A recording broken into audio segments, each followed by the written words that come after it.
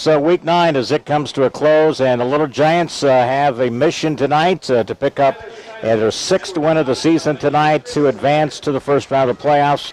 We welcome into our pregame show tonight. It'll be an extended one. Coming up, they're doing all the senior introductions of parents and, of course, a lot of those students that are involved in band, cheer, dance team, cross country, golf, boys soccer, and football. And, of course, 18 of those at one time or another we've interviewed during our halftime. Brought to you by the Peva State Bank. So those are some of the things that will be coming up. They're doing those introductions now on the track here at Ron Fahnestock Field. And, of course, our pregame show is brought to you by Graham Health System. Shop the Graham Thrift Shop at 175 South Main in Canton. All proceeds remain local. Coming up later, we will have a visit with Garrett Petty, Jesse Theobald. Those are the two seniors that will be coming up on the halftime show. Also coming up later tonight at halftime, Chauncey Whittington. He's the girls cross-country coach. They're participating tomorrow in the 2A regional, and they have to face the number 1 team in the state, Dunlap. They were number 3 in the conference, so he's very proud of the accomplishments. Chauncey Whittington will be joining us. That'll be halftime here on WBYS. And welcome in to our pregame show as we're getting close to thinking about, our usual cast of characters. And tonight we begin our Week 9 coverage here on WBYS. Megan, our engineer, back at the studios. Vic Kuzner, she's always good enough to come aboard, and she handles all, not only keeping Bob and I in line a lot of times, but getting a lot of the scores updated. There'll be some key games going on tonight in the Mid-Illini Conference. Washington and Morton, that could have a pending situation of a tie. They could share with Dunlap for the overall conference title. I know that Washington would like a part of that. They will be at Morton tonight. Metamoras at East Peoria, Limestone at Pekin, and of course the Canton Little Giants freshmen finishing winless on the season. A tough game tonight. They were battled pretty close, tied the game up early, and then Dunlap wins it 35-12. That was in the CHS freshman game. They finished 0-9, 0-7 in the Mid-Illini Conference. Temperatures, we get you thinking about game time, which will be about 40 minutes from right now. It's 67 degrees, and south to southeast winds at around 8 miles per hour. Bob, one of the things we wanted to chat about here, and then we have our special guest, the young man is going to be honored at halftime. Matt Rader from the class of 1992 will be honored as the selection for the CHS Hall of Fame. He's immediately to my right here. He's getting ready. We'll have a little chat with him. We thought we'd have him up here because he's going to be busy being recognized at halftime. So that's going to be an interesting conversation in regards to Matt, in regards to what he's been doing and some of the things with his family life, and he'll reflect a little bit about his playing days. We'll talk a bit about that. Also, Bob, in this game here, you take a look at, again, it's down to this kind of a scenario. Won 3 in a row. Very good performance last week. How do you able to maintain that level and play like we did last week? I mean, it was a flawless game, controlled the clock, did everything we needed to do, game plan. You get to ask these seniors and this group to match that intensity to come in here and play undefeated Dunlap team here tonight before senior night. Well, it's not going to be easy, but I think we've got some things on our side. For one, we're playing at home. We're playing in front of a big crowd. It's senior night. Those are all meaningful aspects of this game. But first and foremost, it's all about winning this game and guaranteeing your spot in the playoffs. Nothing ever comes easy. We wouldn't want it to. Play your butts off tonight and leave it all on the field. Let me ask you a quick thing here, and then we'll chat with Matt here. It's a little bit about the reflection of this senior group. And I can't think of a group, and you get real close to these guys coming to practice, and we keep in touch with a lot of these different players in regards to during the week and twittering and texting, a lot of different things like that. We've known Evan Otto since he was in grade school. A lot of these kids, you look at this football team, Clint Wells, I've known their family for a long time, Gage Miller, Justin and his family. You can go on and on with a lot of these seniors, but it reflects really the position that the program has taken last year, being the semifinals. This group has been a very part of that. And you look at what they've been able to accomplish this year, and you still think that they still have some unfinished business. You get that feeling about this team that they just don't want to have this end, and this is a great opportunity for them, again, to showcase it against a very talented Dunlap team. Well, when you look at the game last week, a lot of folks were calling that our statement win of the season. Well, I disagree. I think that's when you kick the door open with, this is the game where you make your statement and push yourself to the playoffs. The opportunity is there. We have to seize that opportunity. Still to come, while we're still about 40 minutes away. Little Giants, again, just are kind of loosening up. Back end zone here. Matt Rader is our guest here on our pregame show. And, Matt, always great to see you, my friend. It's been one of those things when you talk about a guy that and a group that you were kind of growing up with and graduated with. It was kind of one of my early first kind of class opportunities. I can remember going back into junior high, and you guys were playing some basketball, and I think you got beat in a state tournament game, and I can't remember. You kind of reflect a little bit about that game there as well? Yeah, we 7th and 8th grade years, we made it to the Final Four both years in the state playoffs, and got beat by some Chicago teams. Yep, absolutely. Possibly a little more athletically advanced than what we were at the time, but did the best we could, and just great memories. One of the things that I know, and trying to talk with you and having to get on the air, and it's one of those things for me, it's always kind of neat to see. This is why really I stay and do what I do. Right. It's because I see guys like you who get much deserved recognition and reward. And there's a ton of folks. Mike Emery, who's up here, who's going to be the new baseball coach, and I know you're very, very happy about Michael doing that. Oh yeah. When Coach Emery got the news that he was going to be the head man for the baseball team, called me and I almost came to tears. Absolutely. Very proud of him. He's put a lot of hard work over the years. Mike was a fantastic baseball player in his own right. I always tell him, playing with Bradley and playing against your Creightons and your Wichita States, and seeing him after the games or, in the summertime or whatever, and I'm like, hey, I go, you were an outstanding baseball player. I go, you're better than Wichita State's second baseman. He's like, what? Number one in the country at the time. And I'm like, you try to bring some relevancy to the situation, but I'm very, very happy with Mike, and it's well earned. Yeah, let's get folks caught up now. What do you do now? I know your lovely wife Sherry. We've had numerous situations in different positions now at the college in regards to that. Busy. And you're a lucky guy. I think you probably know that. And I'm married up. I know have that. two children, right? They're 15 and 12. Yep, Sienna's 15 and Mason's 12. Sienna's a sophomore and Mason's in 7th grade. When you take a look at your life and through all the playing time, and then we go back all these days, what was it like when you get the call and they let you know that, hey, you know what, Matt, you're going to be a part of Hall of Fame for CHS? What was that moment like for you? Yeah, no. So I got a phone call while I was at work and didn't recognize the number, and I'm like, I better pick this up. And it was Coach Fahnestock, and he wanted to let me know that I made the Canton Hall of Fame, and just a big honor, And the first thing I did was call my wife and then called my parents to let them know, and they were thrilled. I mean, it is a great. We got a rich tradition here at Canton. One of the things that I'll think about this, because I used to go to tag along with your dad a lot of different games. He used to drag me. Hey, you want to go to a game? We'll pack up, and I was going with him and everything. And your support for your family and extended family, those type of things were really huge for you when you were growing up, weren't they? Oh, geez. I tell you what, I grew up and actually spent my first 11 years in Havana, and I don't know if you know my dad, you know how he is, and watching TV really wasn't much of an option. We, Dad always, we're always playing football, baseball, basketball, pretty much nonstop. And then as you get older, you're old enough to, go and ride your bike to the Diamonds or go play football. And, with you mentioned Mike Emery and guys like Garrett Buskirk and, Justin Miller and guys like that, Bishop, that's all you're doing is playing away from practice and away from games. What do you do when you're not busy with baseball or football or basketball? Playing baseball, football, and basketball. That's what we did. Yeah. All of us did.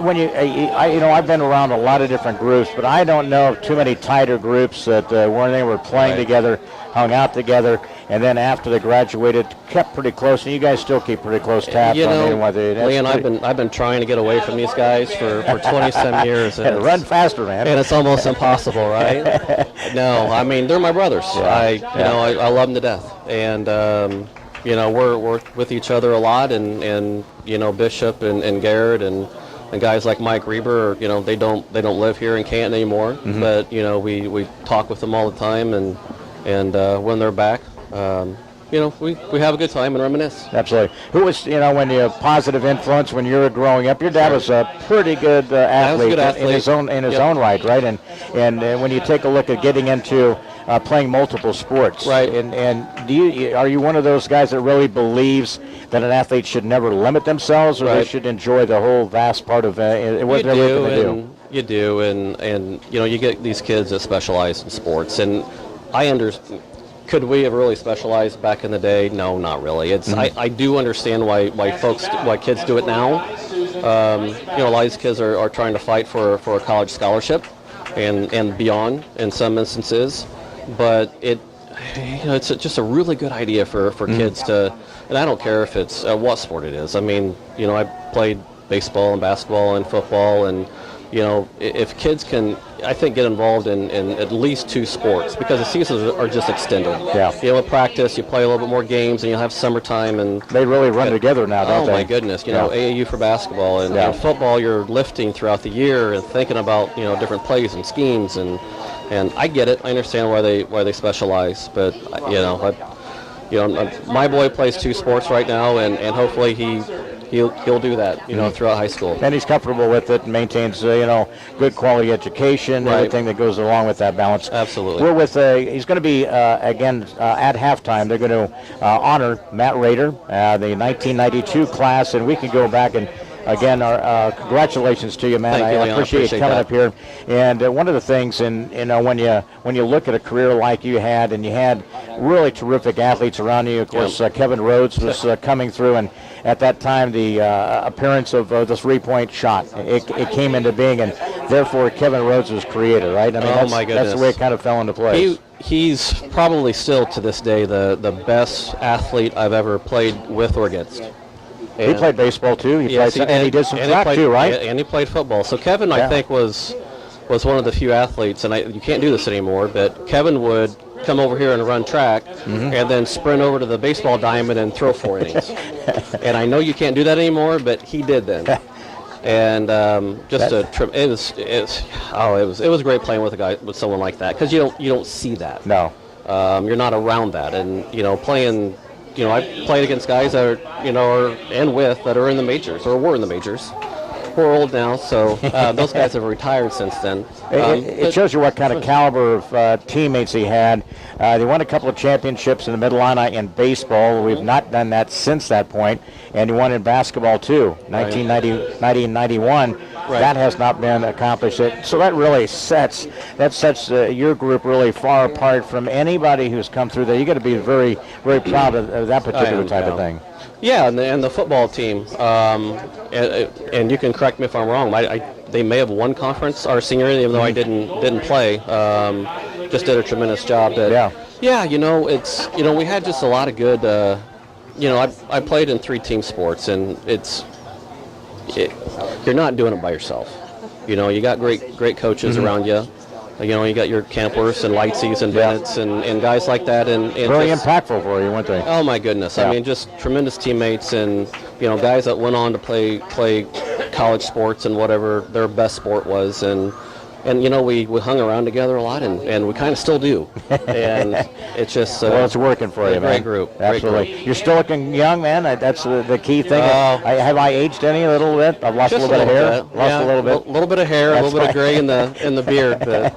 When you look at it, too, you had the opportunity to go and play at Bradley in the Missouri Valley Conference, and they were, back in those days, they were a very powerhouse. I mean, the Missouri Valley was a powerhouse, weren't they?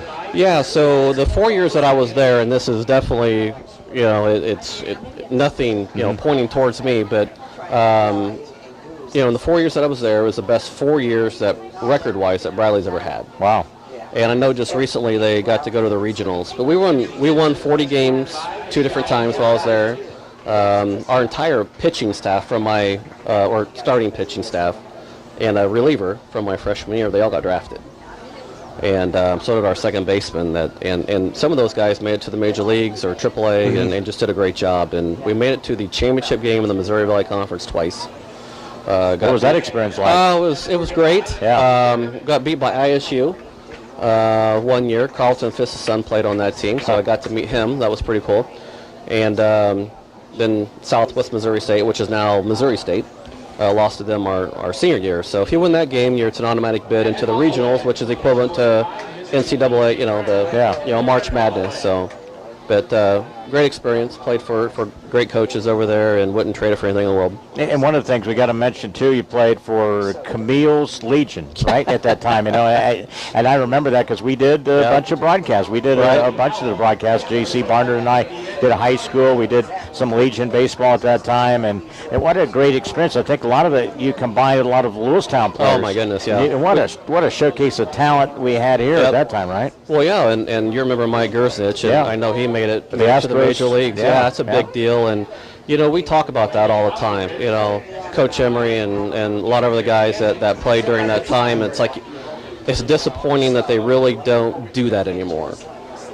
You don't have your best athletes staying put and playing and looking forward to the summer after the grueling high school season. And it's like, wow, the Lewiston boys are coming up and the Cuba boys are coming over, and hey, it's you'd play 50 games. Oh, it's fantastic in the summertime, but we had good teams. We had really good teams. Absolutely.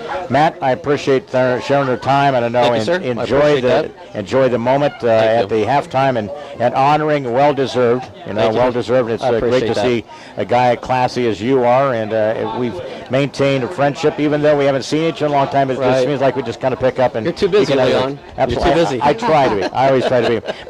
Matt, you take care, man. I appreciate it. Thank you. Have a good night here. Well-deserved. Appreciate it, man. Thank you. Matt Rader, again, will be the newest inductee, Little Giants Hall of Fame at halftime. We'll take a 2-minute timeout. We'll get to our Little Giant pregame show after this on WBYS. This event is brought to you by Sedgwick Funeral Homes, with locations in Canton, Farmington, and in Bartonville, by Spoonerver Animal Clinic, located on the north end of Canton, by Remax Traders Unlimited. Susie McMillan is your agent.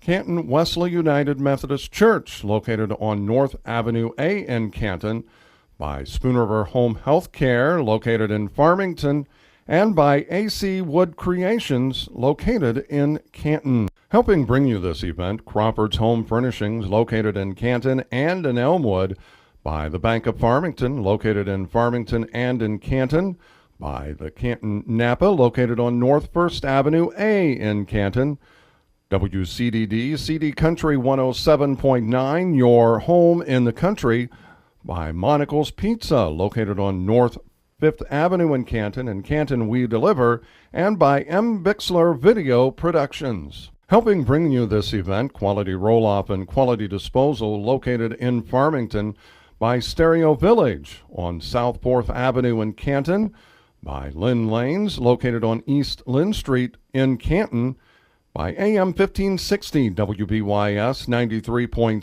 FM, the voice of Fulton County, by Big Horse Vineyard, located near Lewistown, and by M. Bixler Video Productions, located in Canton. Helping bring you this event, Monocle's Pizza, located on North 5th Avenue in Canton, by Modern Health and Fitness, located on East Chestnut Street, by Schnar and Sons Heating and Cooling, located in Cuba, by Western Illinois Home Health Care, by Lambs of God Preschool and Daycare on North Avenue A in Canton, and by AC Wood Creations, located in Canton. We join you again. This is a part of our countdown to kickoff, and both teams are out warming up. They're continuing to run through the senior nights and, again, these fall sports activities.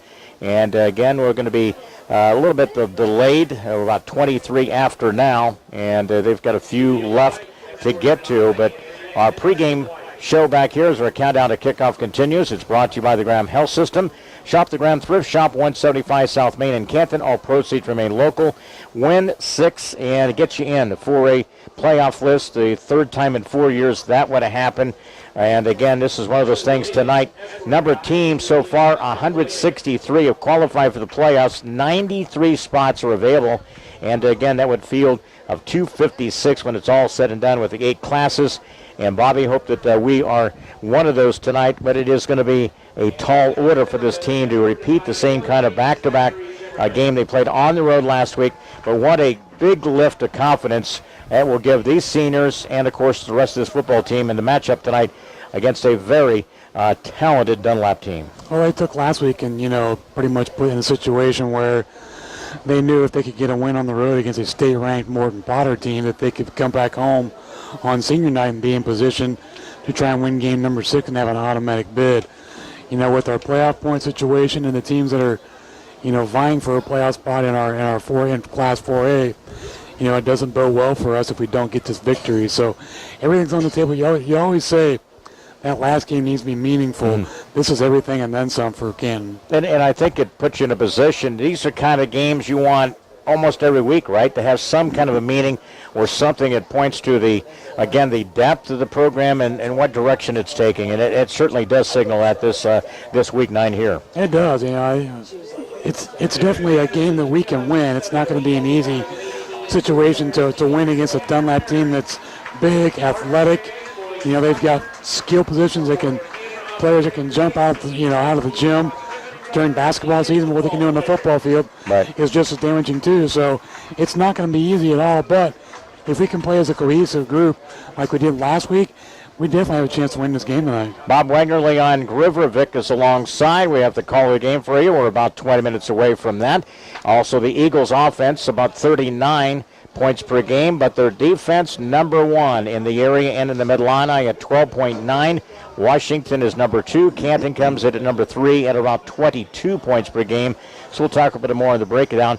We'll get more coming as we continue our countdown to kickoff as the Little Giants host the undefeated Dunlap Eagles tonight. More coming up on the Graham Health System pregame show. A timeout in our first break. We'll hear from Cody Myers. Back after this, Little Giant football and streamed online, 1560 WBYS.com.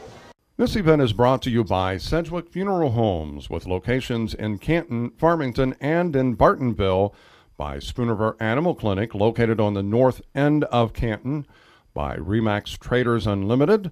Susie McMillan is your agent.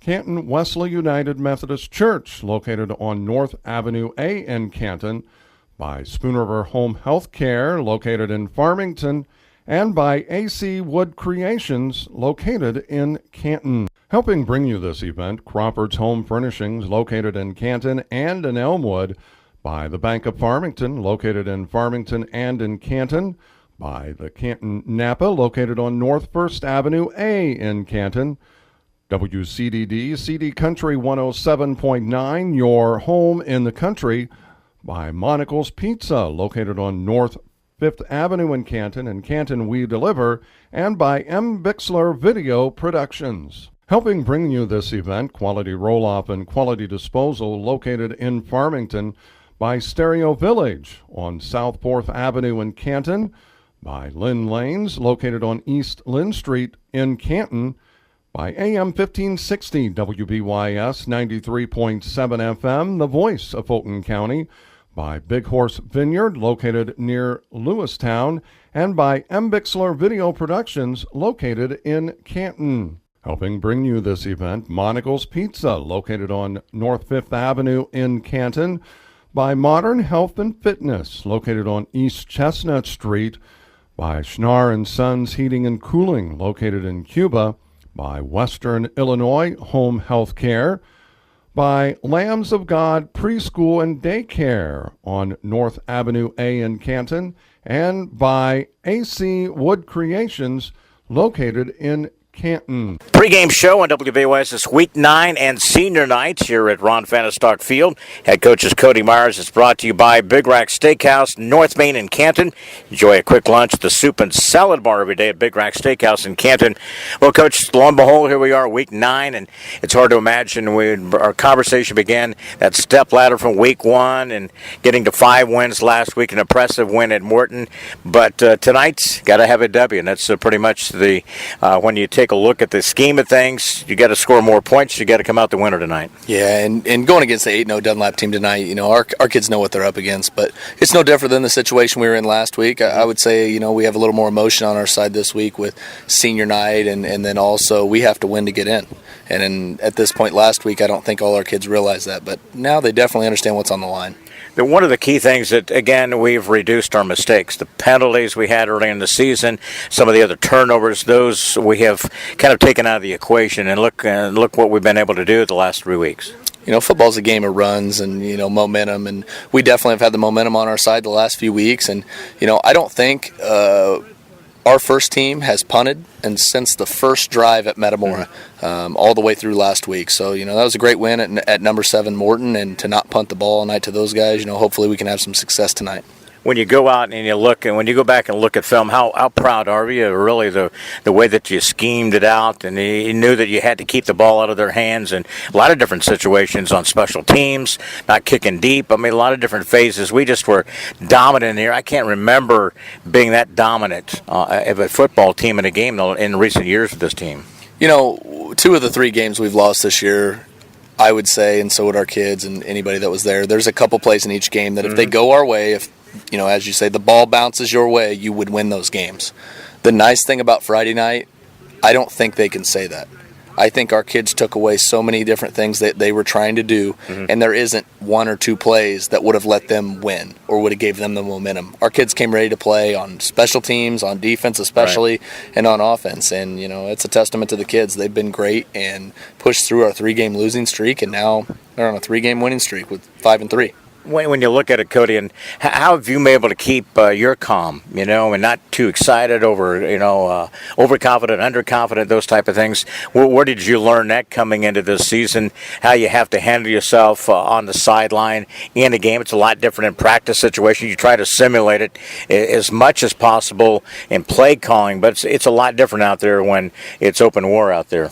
No, it definitely is. And the Mid-Illini is no joke. The teams we're going against, just like tonight, we're facing a really well-coached team, offensively and defensively, and you're going to get that every week. So, we've been here before as a coaching staff. I've been 2-7. We've been 3-6. So it could be worse. And you just got to keep grinding, and this season is like you said, a stepladder, and we've got to keep trying to climb, and I feel like we've done that. I feel like we're playing our best football at the end of the year, and that's all you can ask. Yeah, I look at it, and for you, I've not seen you as a first-year head coach by any means. I think your growth happened a few years ago under a couple of different coaches in regards to that.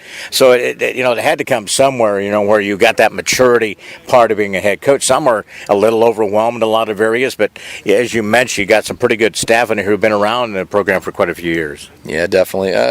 This game isn't intimidating. It's just a football game, and I enjoy being out here with the kids and doing it for the community and the school district and everybody around here. I'm a Fulton County boy, and these guys are too, and I think we bond well together and we can get everything out of them.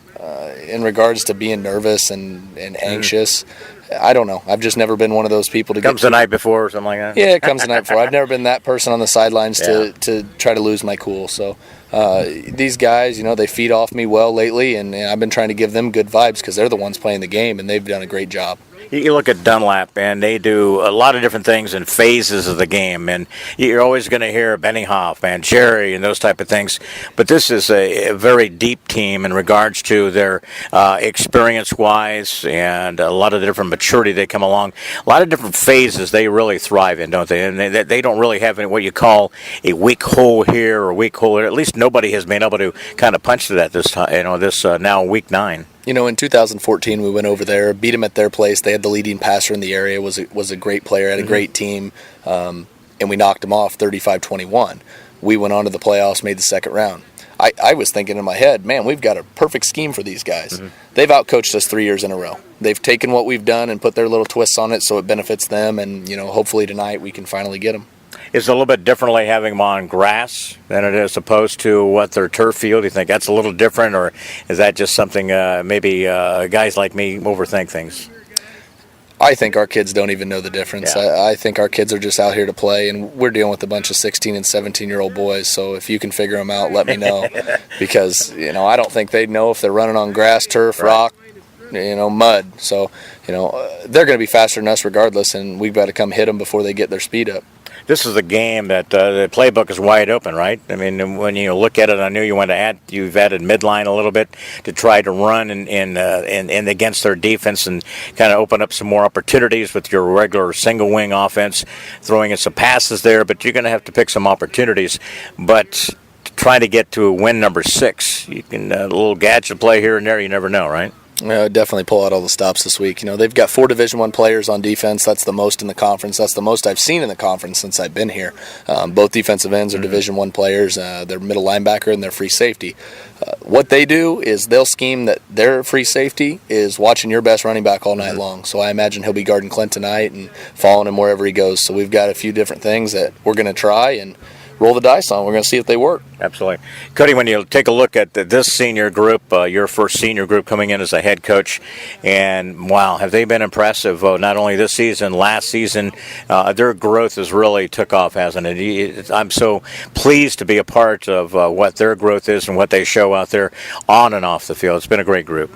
You can just go back to all the exciting moments these guys have been a part of, and that these seniors are winners. And I've said that in the locker room many times, that look around, underclassmen, you're sitting with a bunch of winners. That doesn't happen everywhere you're at. These guys have had to fight for everything that they've earned, and just like Friday night, they gave us so many memories that when they're gone, that might be the most upsetting part. I'll still be able to talk to them every day, but they won't be able to give me that thrill anymore. Because, boy, they have thrilled this community and school district over and over and over. Yeah, last week Bob and I were during the broadcast, we go, man, we just don't want this to end. This is a bunch of fun, and you like to see kids who are having fun doing a very physical kind of game. Let's talk about keys to the game and closing here in Week 9. And, again, to victory, what gets us to week number 10 in regards to the win here tonight? We need first downs. Early in the year we struggled to get first downs and put drives together. We'd have one big play and 2 big penalties, and that killed our drives. And lately, we've got first down after first down, and sustaining our blocks has been a huge part of that. We are playing smash mouth football right now, and that's something that the kids really bought into. They want to play like this, and they've done it. When you go over to a number 7 ranked team at their place, and you have to win 2 games to get in the playoffs, and you smash them in the mouth and control the clock like they have. So, hopefully we can sustain our drives tonight and keep them off the field offensively. Cody, thanks for all your help, and let's keep this good thing going. I tell you, it's been fun, and let's extend this season to a possible Week 10 there. We appreciate it. Yep, we'll give it all we got. Thank you. Head coach Cody Myers on our pregame show. It's brought to you by Big Rack Steakhouse, North Main in Canton. Enjoy a quick lunch at the Soup and Salad Bar every day at Big Rack Steakhouse in Canton. Senior night, or countdown to kickoff when we continue in 90 seconds. This event is brought to you by Sedgwick Funeral Homes, with locations in Canton, Farmington, and in Bartonville. By Spooner Animal Clinic, located on the north end of Canton. By Remax Traders Unlimited. Susie McMillan is your agent. Canton Wesley United Methodist Church, located on North Avenue A in Canton. By Spooner Home Health Care, located in Farmington. And by AC Wood Creations, located in Canton. Helping bring you this event, Crawford's Home Furnishings, located in Canton and in Elmwood. By the Bank of Farmington, located in Farmington and in Canton. By the Canton Napa, located on North 1st Avenue A in Canton. WCDD, CD Country 107.9, your home in the country. By Monocle's Pizza, located on North 5th Avenue in Canton. In Canton, we deliver. And by M. Bixler Video Productions. Helping bring you this event, Quality Roll-Off and Quality Disposal, located in Farmington. By Stereo Village on South 4th Avenue in Canton. By Lynn Lanes, located on East Lynn Street in Canton.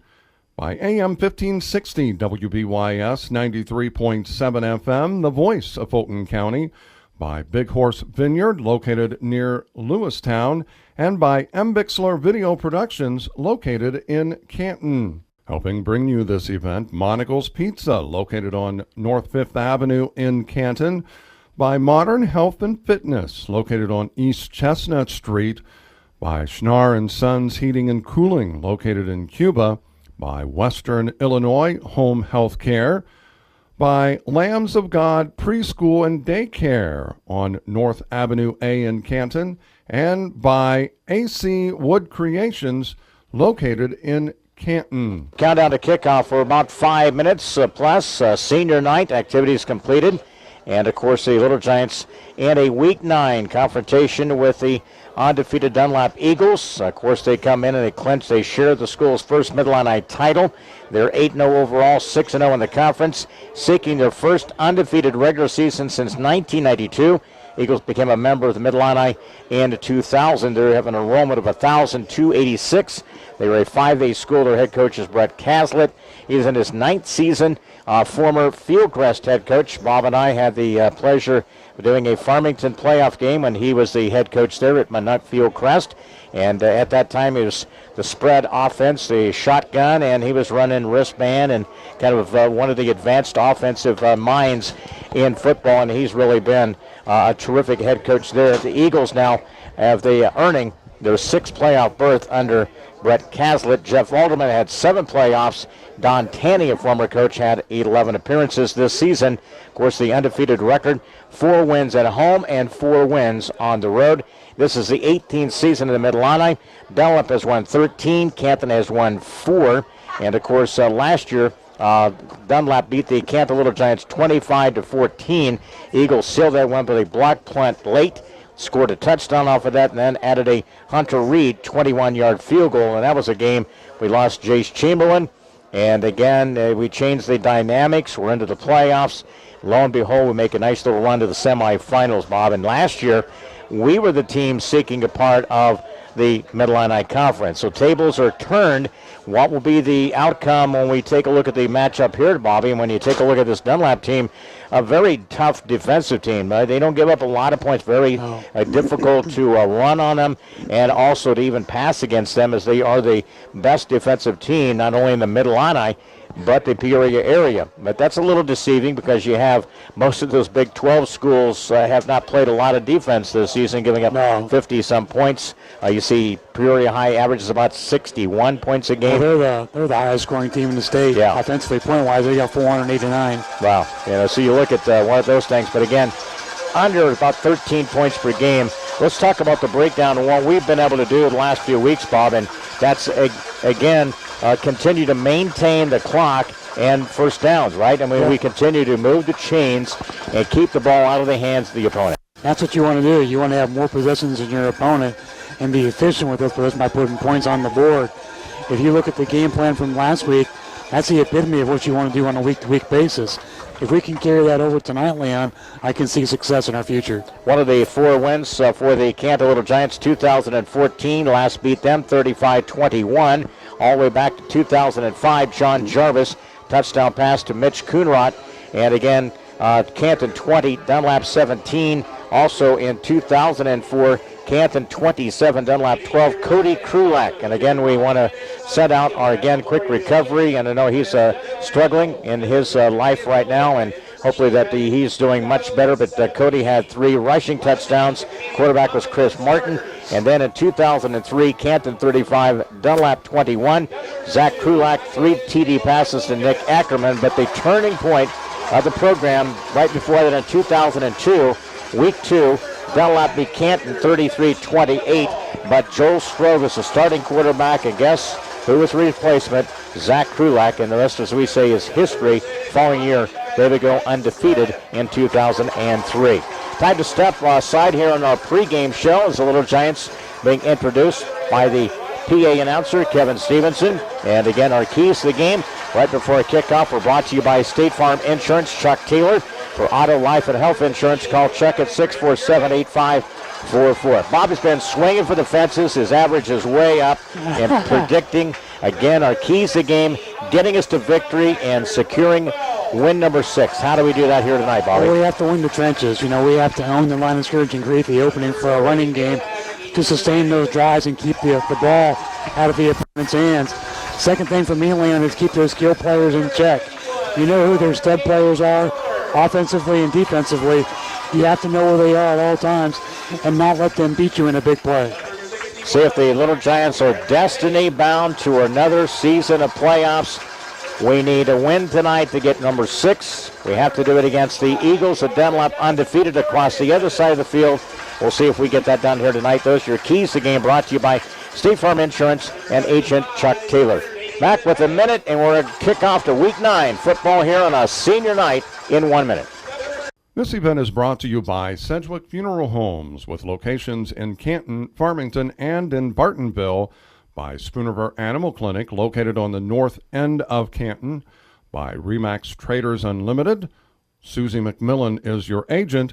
Canton Wesley United Methodist Church, located on North Avenue A in Canton, by Spoonerville Home Health Care, located in Farmington, and by AC Wood Creations, located in Canton. Helping bring you this event, Crawford's Home Furnishings, located in Canton and in Elmwood, by the Bank of Farmington, located in Farmington and in Canton, by the Canton Napa, located on North First Avenue A in Canton, WCDD, CD Country 107.9, your home in the country, by Monocle's Pizza, located on North 5th Avenue in Canton We Deliver, and by M. Bixler Video Productions. For Week 9 kickoff from Bob Wagner, Leon Brewer with you. Temperature 67. Crossed wind here tonight at Ron Fahnestock Field, south to southeast, whipping about 8 to 12 miles per hour and blowing directly up to the press box area here. And of course, the Little Giants will go to the west. They will kick off right to left from the 40, Jesse Theobald. And for Dunlap, back about the 20-yard line. They have a return at Guyton and probably Passmore on the upper side there for them. So we'll see how the Little Giants, again, they have almost 9 guys up between the 40 and 50, anticipating an onside kick by the Little Giants. And that's why you have to protect against it, don't you? Yeah, man, I'm sure they're aware of that, but what I'm hoping for is to see Jesse kick it to about the 30. That way he can get it out of the skill player's hands and not let him get a big gain on special team play. I think you'll see a line drive kick to about the 30 on this side here and let it roll here. I'm fine, you know what I mean? fine with that. Yep. So here we go. Week 9, is it in the cards for the Little Giants to win and get to the playoffs? There's a line drive. I've seen this in practice. It rolls and a hop about the 20. Lost ball. But Dunlap comes up with it. Close one, Leon. About the 22. Lost it on the turf. Recovered. It was Jake Johnson. Yeah, he was the one that actually initially touched it first, too. Man, that would have been a huge one for the Little Giants to have it inside the 30. I'm sure Coach Grassett went like this. And here we go. Off and flying here the first 12 minutes of football. Dunlap possession. And again, it's a fine line, the bounce of a football and different direction the action can take here. Their own 22, Leon, to start.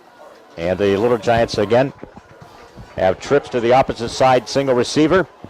And they will run Miles Burke with a single back. That's a running back.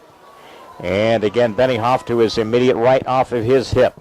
They'll be glued together tonight. Back to pass, they flip it on his screen to the opposite side, and we track him down. That's to Guyton. Good job there chasing him down with Nathan Lucas.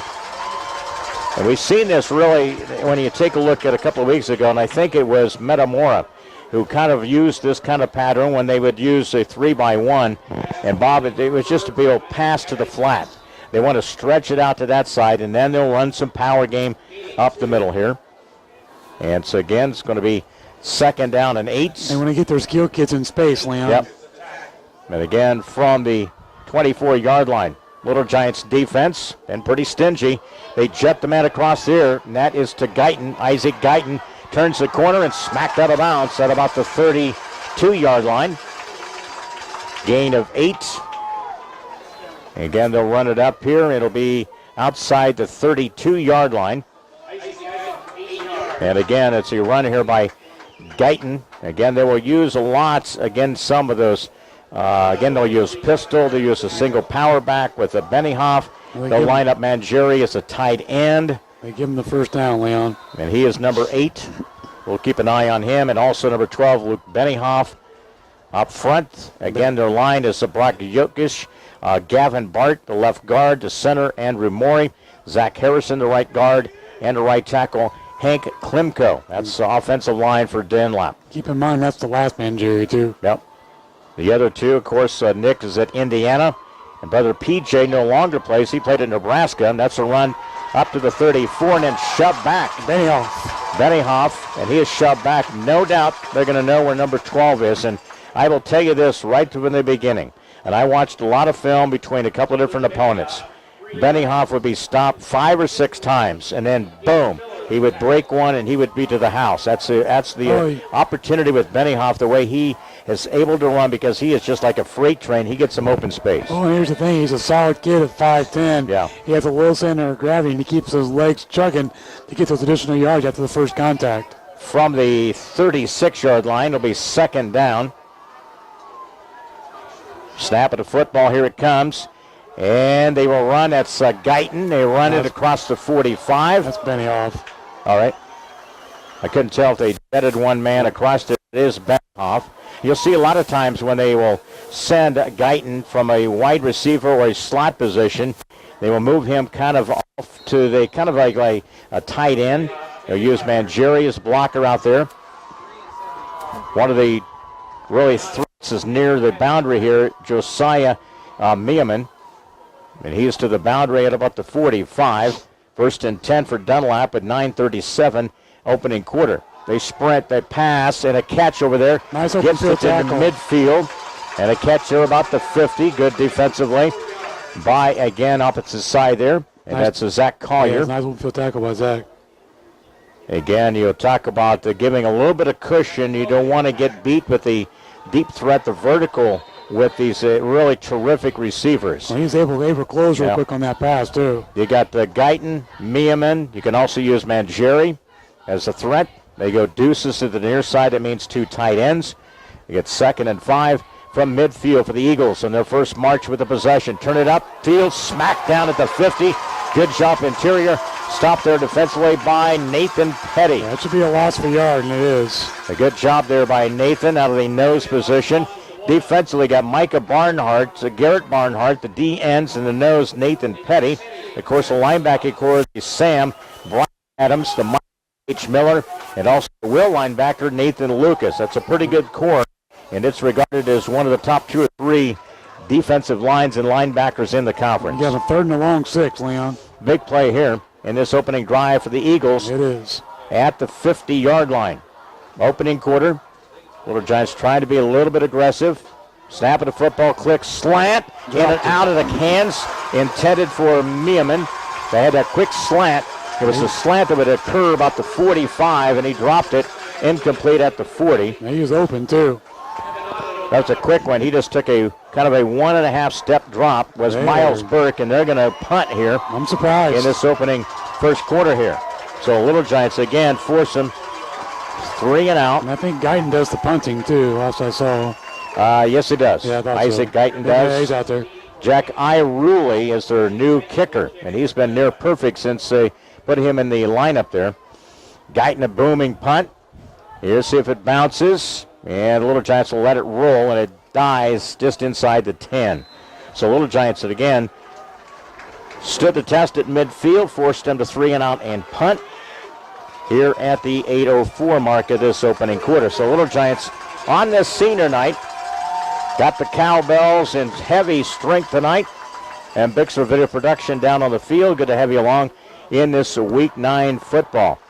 This event is brought to you by Sedgwick Funeral Homes, with locations in Canton, Farmington, and in Bartonville, by Spoonerville Animal Clinic, located on the north end of Canton, by Remax Traders Unlimited. Susie McMillan is your agent. Canton Wesley United Methodist Church, located on North Avenue A in Canton, by Spoonerville Home Health Care, located in Farmington, and by AC Wood Creations, located in Canton. Again, it'll be Clint Wells, Ethan Magnuson. Again, they run it off the right side. I believe that is up to about the 15-yard line. I want to say That was Nathan Lucas. I Nathan thought. Lucas, yeah. It is. So Nathan Lucas run off the right side.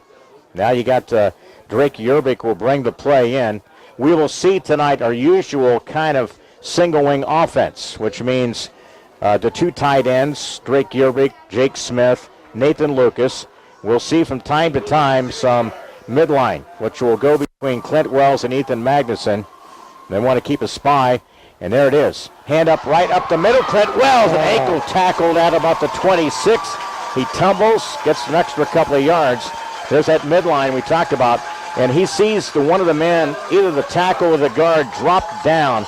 And once he sees him commit to one of the players, it'll be Magnuson or Clint Wells, he'll either keep it or let the other man have the football. And that time, Clint, a good choice. That's a play where you read and react, and Clint did just that for a 12-yard gain. Little Giant first down. The way we talked with Cody Myers, getting some first downs and getting our kind of feet underneath us in this opening first quarter here. Little Giants driving 20. Man in motion is Drake Yerbick. The caravan, Clint Wells to this near side. And again, they will dive and make an ankle stop here to this near side defensively. They had 8 in the box, Liam. Yep. They were daring you to beat you with the run on that play. And guess who it was? Bennyhoff. He was diving. And again, everything you've seen tackle so far has been at the knees or below. Making the stop here up to about the 29-yard line. They're probably one of the more fundamentally sound teams you're going to see in the Mid-Illini, offensively and defensively. Well, they have one of the key things with Bennyhoff. He's pretty much allowed to play anywhere he wants on the field. He's a safety, but he will roam as a linebacker. He'll coverage there. And again, it's Clint Wells and shoved all the way back about the 25. That was Liam and Leon. Yep. So again, a pursuit into the backfield there, picking him up. Again, also a stop there was Connor Rockow. So that went from a gain of 3 to a loss of 4. This is going to be one of those things. They're going to be very difficult to maintain kind of a perimeter or something in the either the A or the B gap there running wise. And now we're at a 3rd and long, Leon, deep in our own territory. So 3rd and 12, but that cross wind may play a little bit of havoc with the passing game here from time to time.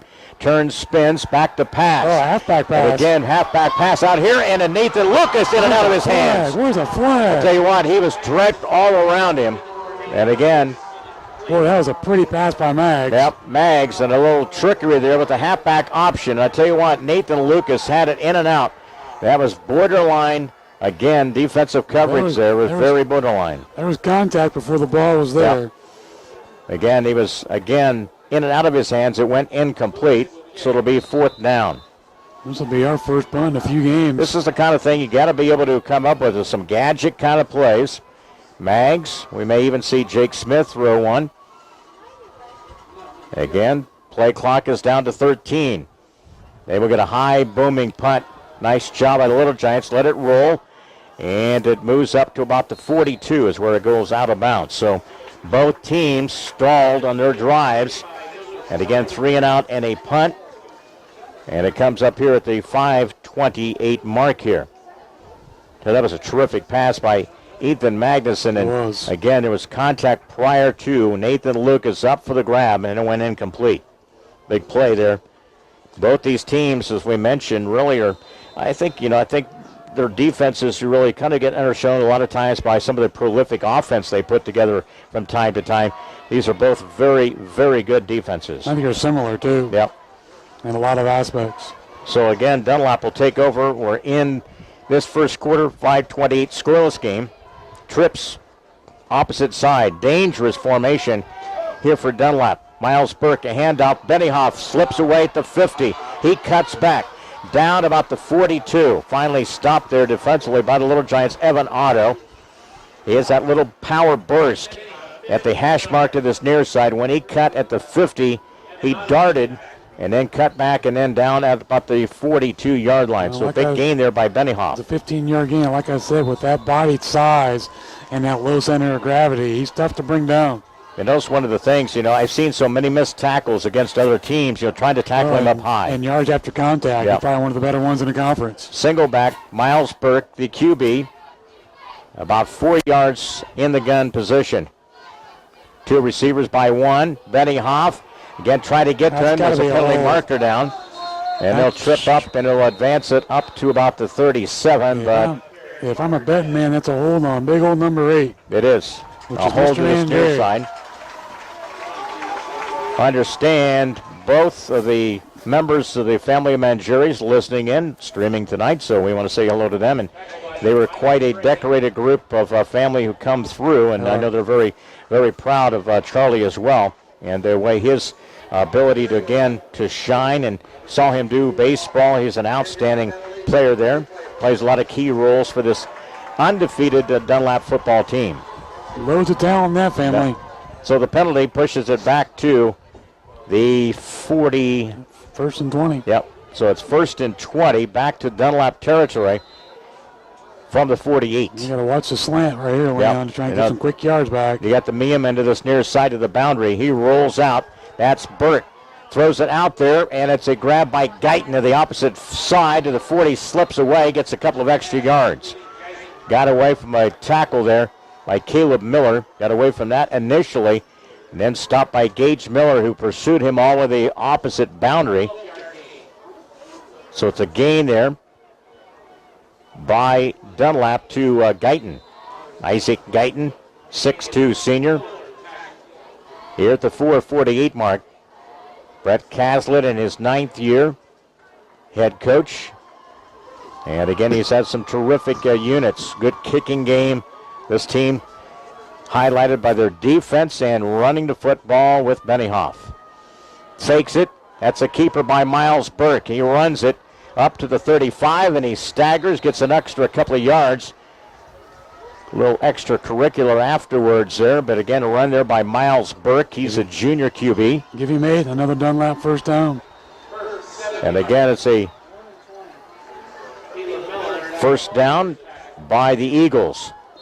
We'll have updates on some scores, so brought to you by Just Tees and Hair and Nail Salon, 3 Little Giants Plaza. We'll give you an update as time allows here. In this opening quarter, we're at the 4:30 mark on a lengthy night from senior activities that were announced here tonight. Little Giants shift at the D line. They bring 3 up front, 4 linebackers. Benioff gets the carry, runs it off the left side, and he's shoved back there. He gets that initial surge, and then we get our extra linebacker, a couple of people inside there. Yeah, he definitely tries to get to that second level of the defense every time he touches the football. So running back Luke Benioff on the season, 1,328 in yards, 20 touchdowns. But not too much else, really. You take a look at 2 or 3 of the other guys. Passmore runs once in a while, 2 or 3 guys. It's primarily, Benioff and then a host of receivers for this football team.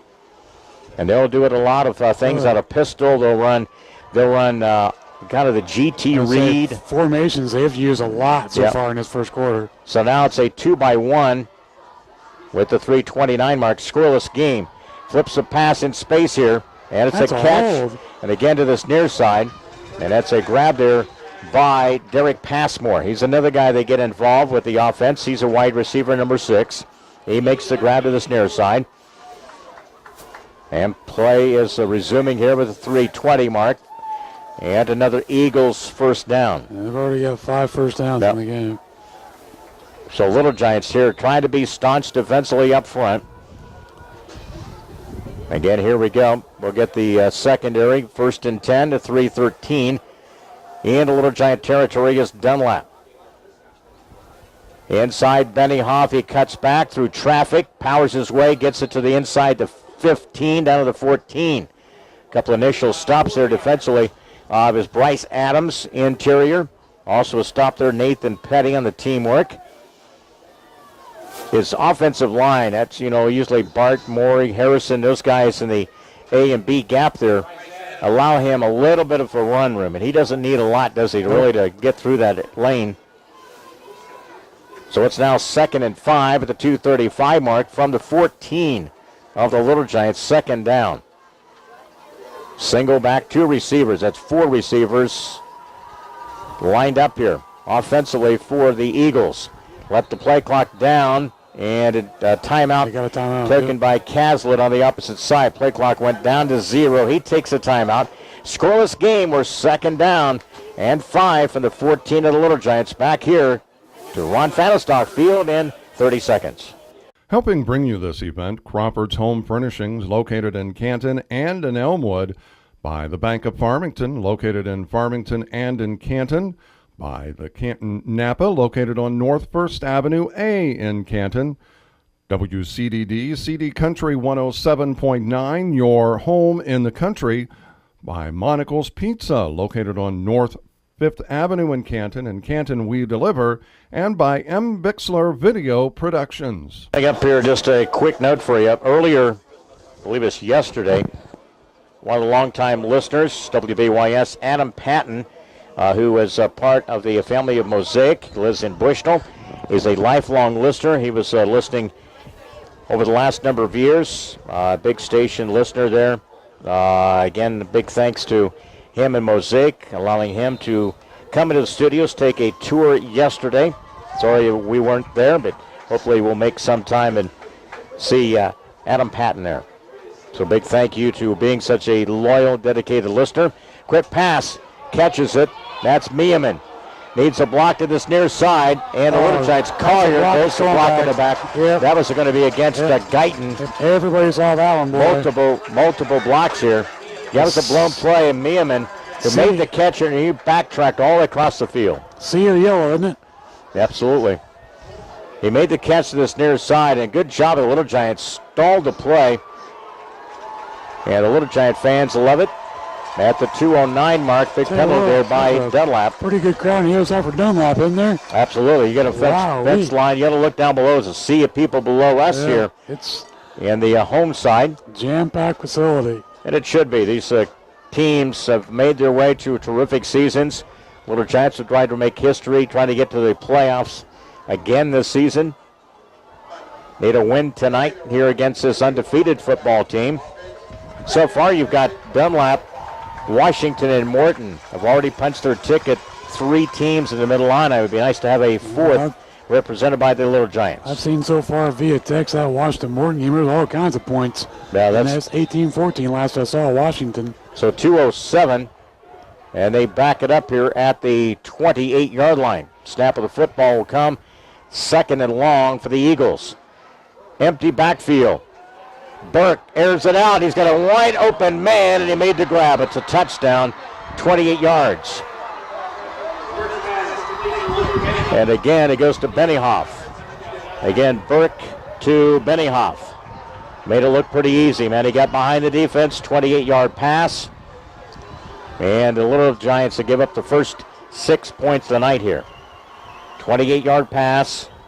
And again, he shows the multi-talent of Benioff. They went empty and should have known you got to find him on the field. It's one of the things. You either got to know where number 12 is or number 8 a lot of times. And they put 6 on the board here at the mid-52 mark. Again, it's going to be a penalty. Defensive says it was on the O-line, but we'll see. Holder is Miles Burke, and Jack Iruli will be the kicker. And we'll see who it's assessed against here at the mid-52 mark. But a big 28-yard pass, Burke to Benioff, and it's a false start against the offense of Dunlap. So back it up for the PAT, or if they decide to do 2-point conversion, whichever comes here. 6-0, Dunlap with the lead, minute 52. Coming up, I have a busy part of our halftime show, and we'll have also the activities coming up, as we'll have our Ithaca State Bank, our senior interviews, and a few other odds and ends we'll get to during. It's good. And again, it's a PAT is good by Jack Iruli. He adds the PAT after the penalty, and it gives them a 7-0 lead against the Little Giants with a minute 52 remaining in the opening quarter. Senior night will kick it off, trailing 7-0. Back here in 30 seconds. Helping bring you this event, Quality Roll-Off and Quality Disposal, located in Farmington, by Stereo Village on South 4th Avenue in Canton, by Lynn Lanes, located on East Lynn Street in Canton, by AM 1560 WBYS 93.7 FM, the voice of Fulton County, by Big Horse Vineyard, located near Lewistown, and by M. Bixler Video Productions, located in Canton. Locust in Canton, 647-6180. Miles Burke to Luke Benioff, 28-yard pass connection. PAT was added at the mid-52 mark, and Dunlap with a lead 7-0. Couple of updates. Metamora 14, East Peoria nothing. Second quarter. Pekin 28, Limestone nothing. That's early. And a shootout. Washington 18, Morton 14 in the second. And also at halftime, it is Farmington, not quite to halftime. Farmington 46, Lewistown nothing. Havana leads at halftime 14-7 over A-Town. And it is Elmwood Brimfield 30, Rushville Industries 6. 8-8 tie Illini West and South Fulton in the second quarter. Those are some of the updates. Thanks, Vic. Brought to you by Just Tees and Hair and Nail Salon at 3 Little Giants Plaza, North Main in Canton. Again, the Little Giants. We lost our play clock. The 25-second play clock. Yeah. And most schools don't have one anyhow. Yeah. So it'll be kept on the field. They'll kick it off. They boot it. And it's returned there at the 5-yard line by the Little Giants. Coming this near side post, and he staggers, couple of blocks, and up about the 16-yard line is where they're going to have, again, Blake Poston on the return for Little Giants. So Canton and Clint Wells will take over. And again, trailing 7-0. And now we move into the closing tail end of this first quarter. Minute 43. Up front, Little Giants will have Garrett Petty, left tackle, left guard. Justin Jorgensen, a junior. Nathan Petty, the center. Right guard, Gage Miller, and Jacob Waskow, a sophomore. And again, it'll be Nathan Lucas as the tight end off this left side, single back, and runs off the right side. And I believe it was Clint. Clint with the run. He probably got a couple. Yeah, a couple of yards there. And again, stymied by that interior defense of Dunlap. And these are relatively harder unis to read with the white and again with the light gold.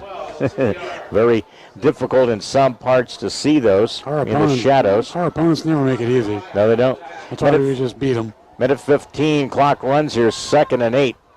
Little Giants single back. Snap of the football comes. There's that midline. And it's Clint Wells. Drives his feet. That's Magnuson. Yeah. It's tough to see once in a while. And when they got that midline, when you see one guy kind of take off and jet ahead of the other guy, Nathan Lucas comes to the sideline, gets the play in from Cody Myers.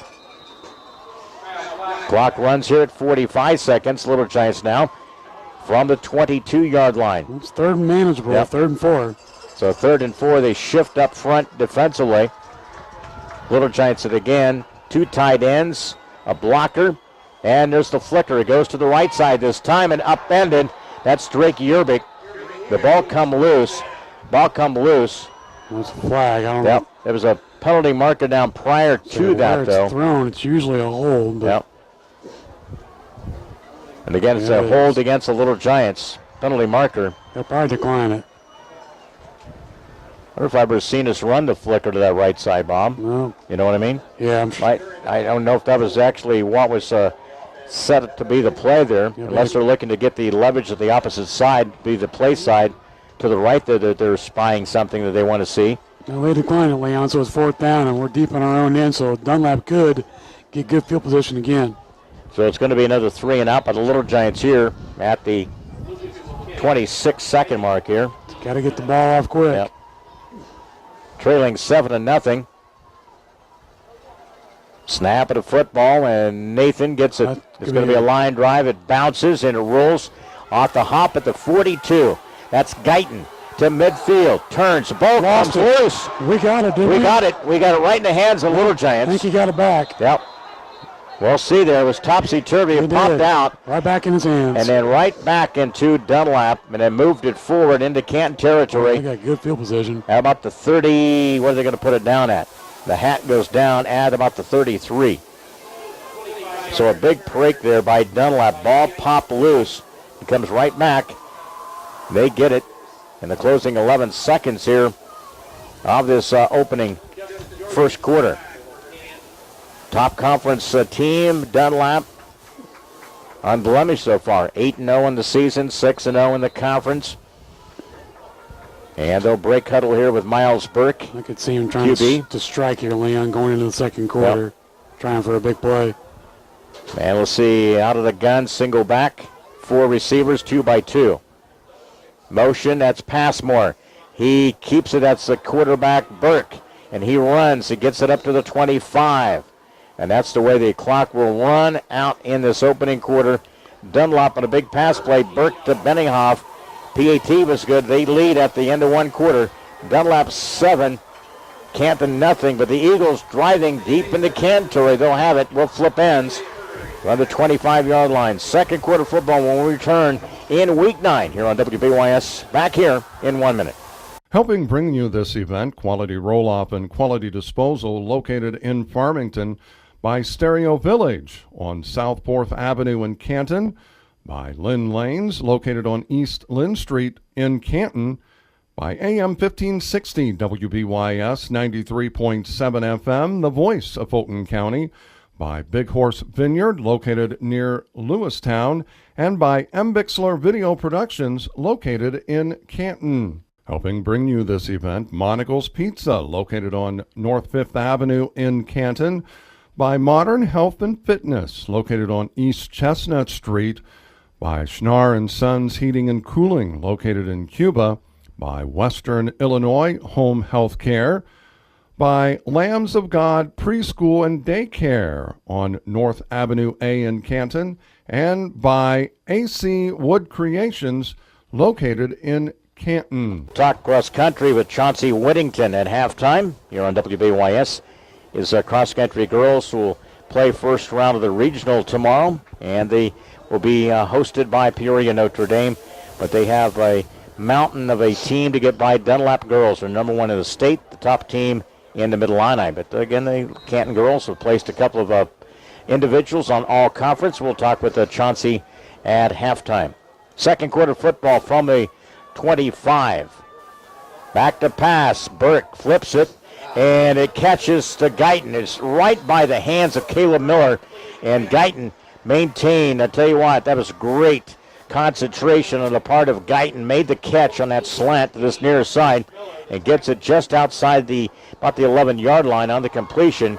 Again, Miles Burke to Isaac Guyton. Another first down. That's 6 first downs in this first half so far for Dunlap compared to R1. And you take a look at the Eagles now. First and goal at the 10. They ride Benny Hoff, and he goes down at about the 6. Stopped there by Gage Miller. Nice open field tackle by Gage. Again, Benny Hoff with the run for the Eagles. We're into the second quarter. Dunlap trying to add to a 7-0 lead. Benny Hoff right now averaging 6 yards a carry, only on 7 carries and 42 yards. This is a team you really don't want to get too far behind in the action, do you? No, because they can milk the clock with the running game. That's for sure. So second and goal from the 6 now. Snap of the football. And it is Benny Hoff, and he is brought down. Gets about a half that. He gets down to about the 3 on the carry there. We'll see where they actually put it. So again, a carry there by Benny Hoff as he darts to near the goal line. It'll be third and goal at the 3 for the Eagles. Leading at 7-0. They have a pretty good balance. You know, they get the power game, Benny Hoff, and then they have 4 terrific receivers. They can pick on you at any time. Stonewall, Benny Hoff going nowhere. 4th down. Big play there. It is. So it's going to be 4th down for the Little Giant defense from the 3. Last week, 2 times we stopped Morton on key drives. It's like they're bringing in their field goal unit, Leon. And that's going to be a situation, again. Maybe not. Or maybe it's just going to be, we'll see what they do. They brought in some different personnel. Not seeing, we take a look, I don't see number 40 out there yet. Yeah, they bring. Play clock is down to 17. They're trying to get some different combinations here. You might see a timeout here.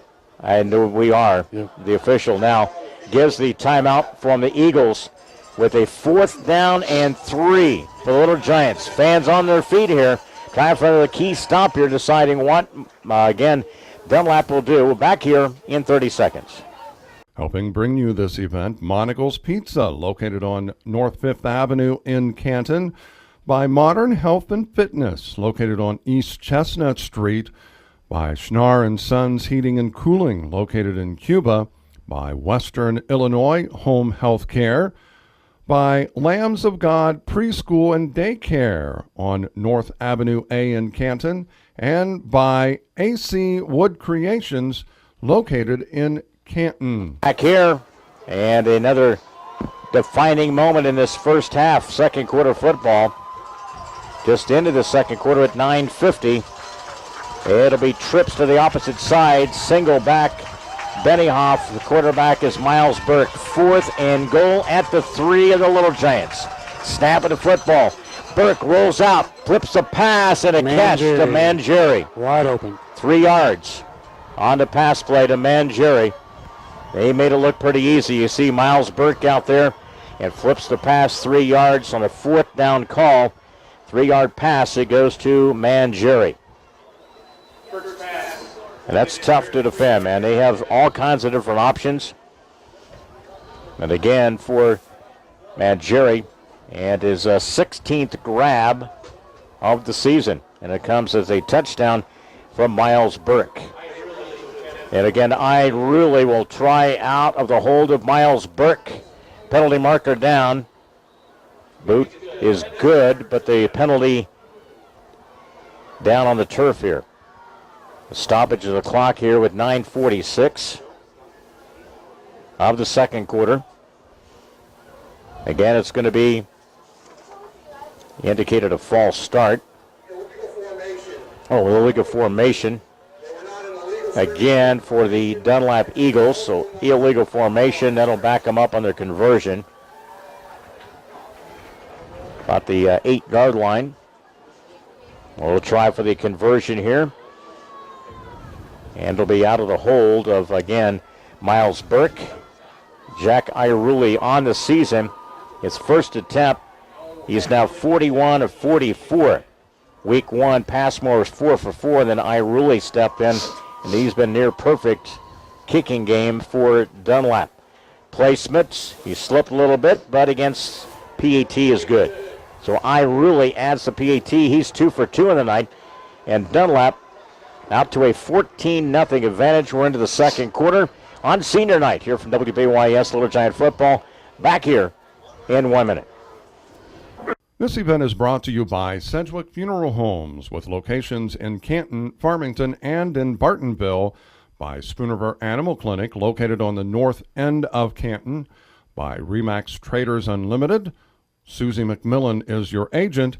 Canton Wesley United Methodist Church, located on North Avenue A in Canton, by Spoonerville Home Health Care, located in Farmington, and by AC Wood Creations, located in Canton. Helping bring you this event, Crawford's Home Furnishings, located in Canton and in Elmwood, by the Bank of Farmington, located in Farmington and in Canton, by the Canton Napa, located on North First Avenue A in Canton, WCDD, CD Country 107.9, your home in the country, by Monocle's Pizza, located on North 5th Avenue in Canton, and Canton We Deliver, and by M. Bixler Video Productions. To you by Country Financial, Ray Rickenow, Walter Brown, West Locust in Canton, 647-6180. 4th down and 3 converted by Dunlap. 3-yard pass, it goes to Burke. To Charlie Mangieri at the 9:46 mark. PAT was added. It's 14-0. Bob, what's the drive on that one for Dunlap there? That was a 5-play drive covering 33 yards, 2 minutes and 35 seconds. All right. So again, 5 plays. Kick to this near side, a return up across to about the 18-yard line, and return to this near side by Blake Poston. And the unfortunate thing is we're starting on our own 19. Yeah. That's our best field position so far. And we'll have to dig in here. Right now the kicking game is definitely in the favor of Dunlap. And it always has been over the years. You know, you look at Joe Cloud, they've had Kyle Tour, they've had Hunter Reed during the last couple of seasons. Always been a strength of theirs. You look back, and I know they had a field goal last year all the way back. 44-yard field goal is the longest. That was a few years ago for Dunlap. And always, especially kicking, has always been a bright spot for special teams. Turns, spins, back to pass, Clint, and then out of the pocket, running for his life, and he goes down inside the 10. He's going the wrong direction. Yep. That one. Nowhere to go. He was cut off. He was trying to take and advance it, and he was cut off and running out of real estate trying to find it. He's going to go down inside the 10. Well, they're putting 8 and 9 in the box, Leon. They're pretty much daring you to beat him with the pass. Yep. And one of the things in sending me the keys was Coach Caslett has said, force them to pass the football. You know, that's one of the key things. And so far, they've been able to do a pretty good job now allowing us really to get Magnuson, any kind of running kind of situations yet? You haven't really talked about number 40 tonight. There's a 9-yard loss, so it's second and 19. 8:55, second quarter football. Snap of the football. Back to pass. Drake Yerby flips the pass and a catch out there at about 20. Reception up to the 30 and across the field. And then it's Drake Yerby to Clint Wells. Nicely done there. A little bit of, again, a wing back pass. And it went from Drake Yerbick, opposite side to Clint Wells. On the reception there for the Little Giants. And against the Canton, gives them a first down. That digs you out of a hole here. See if that'll give you a little bit of life. Up to about the 29-yard line. Little Giants 1st and 10 against this tough defense of the Eagles. They lead it 14-0. Magnuson cuts up through the alley, gets it across about the 31, so a couple of yards. And as you seen on that play on there, 9 guys in the box on that play. You got to be able to find a way to kind of secure some kind of perimeter, don't you? You got to be able to dig in there. They're bringing more guys than we can block right now, which makes it tough for us to sustain a long drive. We've not been able to outflank them, but because they've been putting a lot of defensive people in that box, they'll put 4 on the defensive line. Again, here at the 7:49 mark, 2nd and 7. Snap of the football, and that is Magnuson. He bulldozes his way across the 35 to the 36. Nice run there. So again by the Little Giants, and again 2 straight carries by Mags. Leon makes it a 3rd and long 3. And again, you're getting some positive, traction running the football up the gaps. Little Giants you got to find a way to get a little bit of foothold here, even down 14-0. Put together a nice sustained drive here would be huge. And give our defense a lot of playing time so far in his first half. 7:10 of the second quarter. Wing blocker off that left side to Caravan. Well, they sniffed that one Magnuson out. stuffed, and again up to about the 33 and driven back. That was Neiman with the first initial contact on the backside of the line of scrimmage. Well, they have a ton of people they'll bring in there. 2-yard loss. Man, Jerry. And you got Bennyhoff, who is kind of really floats around a lot of different plays out there defensively. Whenever you kind of need him, if you put him on the edge, he'll come off the edge. You'll bring him up the middle. I think he's their version of what we had last year at Cameron Lucas, in all honesty. Yep. Again, it will be now 4th down. So a 4th down situation for Little Giants. Again, Nathan Lucas back for a punt on 4th down. See what the Little Giants decide to do here. Nathan Lucas punches it to the boundary to this near side, and it goes out of bounds at about the 40. And they're saying, no, he moves all the way. Which way he's going to go here? How do you miss the ball going out that far? I mean, he was all the way up inside the 40 there. Now he's back to about the 44-yard line. Well, once again, Leon Dunlap's got great field position. Yeah. Well, that's been their staple. 6-11 now. And Dunlap, after their 3-and-out and punt, have scored back times.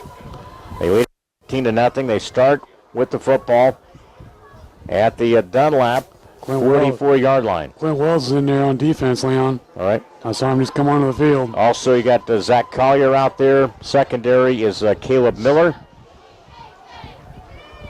And they go with a full backfield here.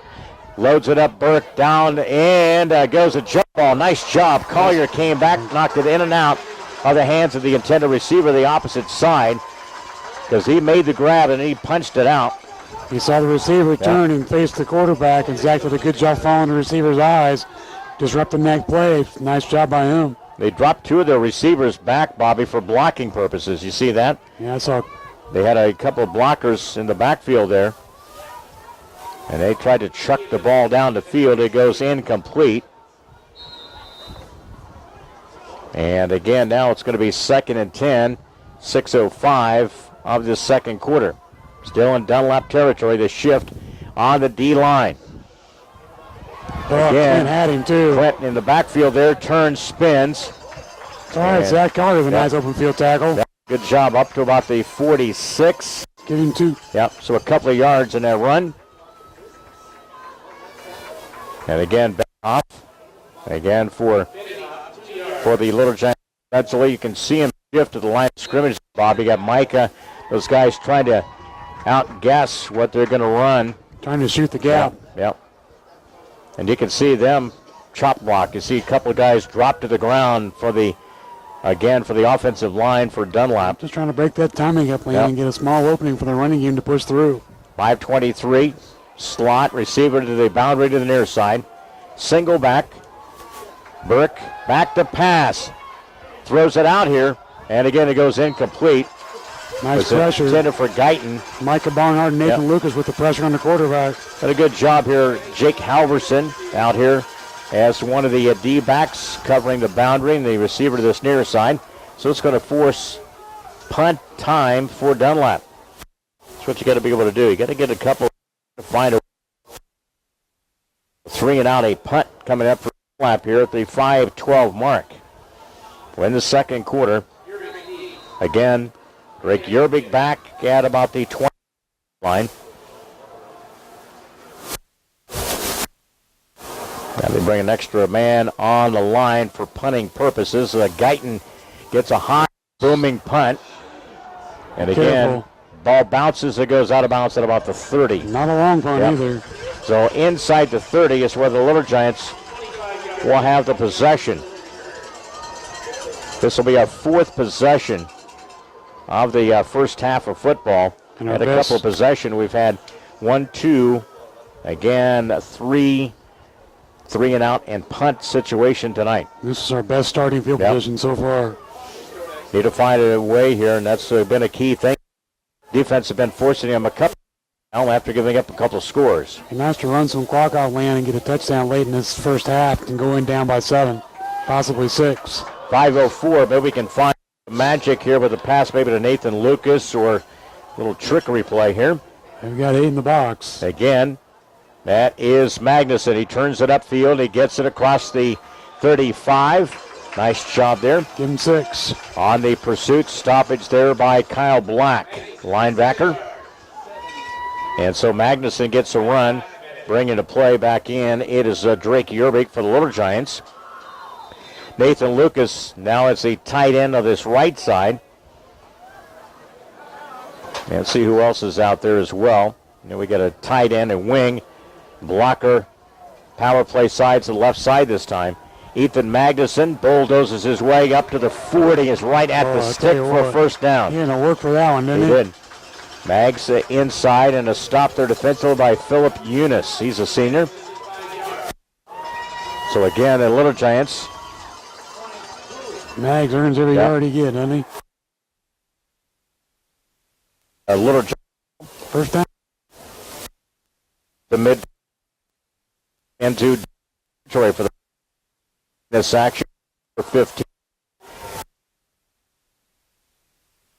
It is. People stand on the fence lines, both sides over here. Dunlap side is all about. Inside, Magnuson, he cuts it back and stop there. I think he might have lost a yard. Yep, probably did. We'll see where the initial contact was made, and I think it's going to be probably no gain. So again, for the Little Giants, it'll be second down. Shift, they bring in also Jason Bowman as a D-back for the up front.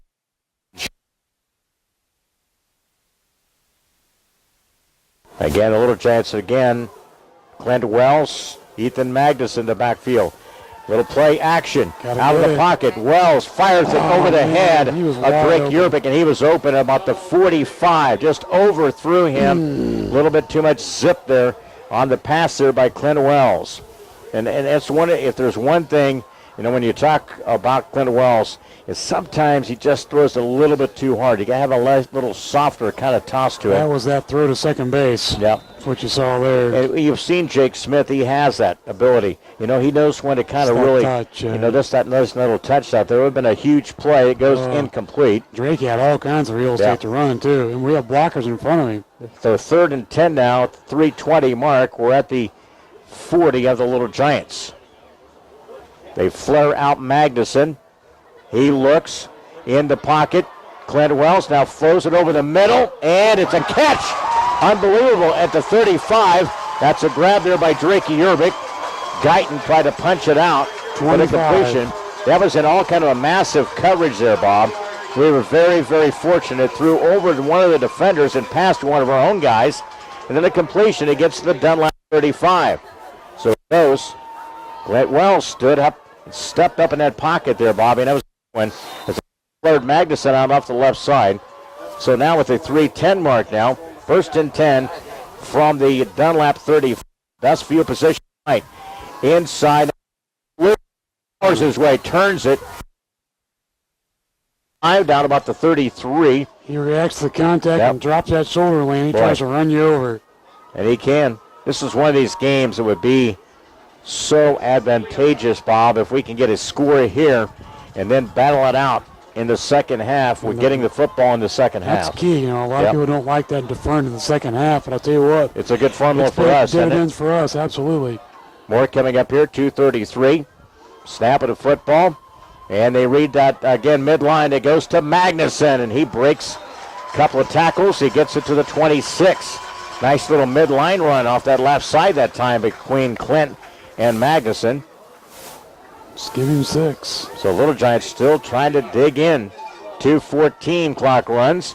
Dunlap 7-0 at the end of one quarter. They added a 3-yard pass play on a 4th down and 3.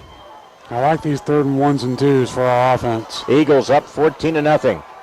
Now it's 3rd and 2 under the 2-minute mark here in the second quarter. They've got 9 in the box, expecting the run. From the 25, it's Clint on a spin move. He's upended. Might Gets have it back to a Bob. He's got it. And a 1st down. Tell you what, how many times we've seen Dunlap, Bobby, with ankle tackles, man. I tell you what, they are so fundamentally, when they get you, they don't want you to get some extra yards, do they? That's what good teams do. Yeah, they do. You know, they have the ability to make those plays in open space. So a conversion with a minute 42. We still have all of our timeouts in this first half. So we'll see if we decide here from the 25, 1st and 10, Little Giants offense.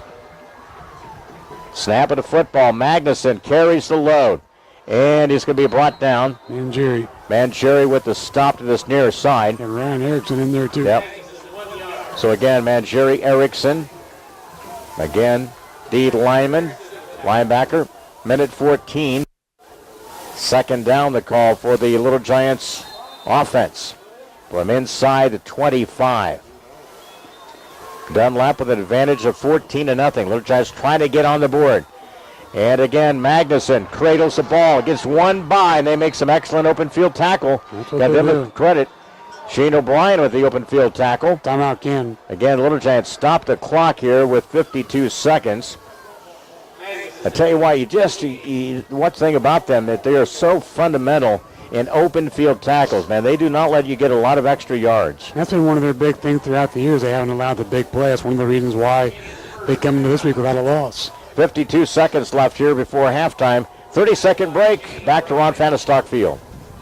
This event is brought to you by Sedgwick Funeral Homes, with locations in Canton, Farmington, and in Bartonville. By Spoon River Animal Clinic, located on the north end of Canton. By Remax Traders Unlimited. Susie McMillan is your agent. Canton Wesley United Methodist Church, located on North Avenue A in Canton. By Spoon River Home Health Care, located in Farmington. And by AC Wood Creations, located in Canton. Here we go. 3rd down and 9. And it comes from the 24-yard line. And they run it from the boundary to the nearer to the Little Giants sideline. Hash mark is where the offense will operate. 3rd and 9. Turns, spins, back to pass. Clint fires it and overthrew the near side to Nathan Lucas, and it goes incomplete. Again, with just a little bit too much zip on the football, it goes incomplete, so 4th down. So 4th down and 9. Need to get to just outside about the 16-yard line. That's where we need to get to. See what the Little Giants have. And their play call here with 48 seconds before halftime. 4th and 9, and I believe Dunlap might have took the timeout. We'll see who was given the timeout. Dunlap is. That's their third and final. All right, Dunlap will take a timeout with 48 seconds left before half. 49 for Little Giants in Dunlap territory. Back here in 30 seconds. Helping bring you this event, Crawford's Home Furnishings, located in Canton and in Elmwood, by the Bank of Farmington, located in Farmington and in Canton, by the Canton Napa, located on North 1st Avenue A in Canton, WCDD, CD Country 107.9, your home in the country, by Monocle's Pizza, located on North 5th Avenue in Canton We Deliver, and by M. Bixler Video Productions. A wing, that's Drake Yerbick, blocker Jake Smith, Nathan Lucas, tight end, and also Evan Otto as a tight end. 4th and 9, they flare out Magnuson. He might get open, flips it over the middle, and it skips it. It goes incomplete. It was intended for Drake Yerbick. I know that Clint really didn't get a chance to set his feet, but Mags got open momentarily inside the 10, but that's going to be a tough throw across the field there. We have Meeman barreling down on him, too, from the backside. So again, 4th down and no conversion, so Dunlap football. 11-play drive and no points. That's a tough one, man. It just could not get anything. Had the big pass play, from Wells to Yerbick, and that'll be Dunlap football. The remaining 43 seconds. The thing is here, you don't want to have a big-time play here by their pass play. Yeah, if you can't allow a late score, I agree. Guyton to the boundary of the near side. Meeman to the opposite side. 1st and 10. Up the middle, Benny Hoff tried to cut it back up. He's still going. He crosses the 30. He breaks loose. Upended at the 45. Still in it at 50-yard line. And brought down Nathan Lucas at about the 41-yard line. Luke Bennyhoff. Again, he was so elusive. And if you just got to tackle him low, man. If you keep him up high or below, you got to just keep him. If you're around the numbers, you're not going to bring him down. Yeah, you got to wrap him up. There was probably 4 missed tackles on that run. 29 seconds now into Canton territory. Now they blow the play live. Back to pass. Burke, and ball comes loose. That was a pass play, but guess who ended up with it? Dunlap. It's been that kind of a season and kind of night for them. Might have been a fumble, too. I'll tell you what, that was a pass play. Who recovered it? That was number 78, Hank Klimko. He is the lineman, the right tackle. Well, when things are going well for you, man, you get the bounce of the football. And again, stoppage of the play here at 8 seconds. From inside about the 38-yard line now. Back to pass again, Miles Burke. Again. That'd be a false start. Yep. That play is completely out of sync. Tried everybody up front there. And we'll see here, the official will indicate. Yep. Ball start against Dunlap's offense. So a 5-yarder, and with 3.2 now. And we'll move it back to the 43. So 2nd down. Again, they'll try to cover. He got Halverson boundary to this near side. He'll be matched up against Guyton. See who else is out the opposite side. Caleb Miller. It was also opposite side, I believe. Got Zach Collier over there. Collier, right? Yeah. Calls, and Evan Otto. Secondary here for the Canton Little Giants. 2nd and 11 for the Eagles. Yeah, keep the receiver in front of you. Yep. Receiver trips to the opposite side. Here comes the pressure.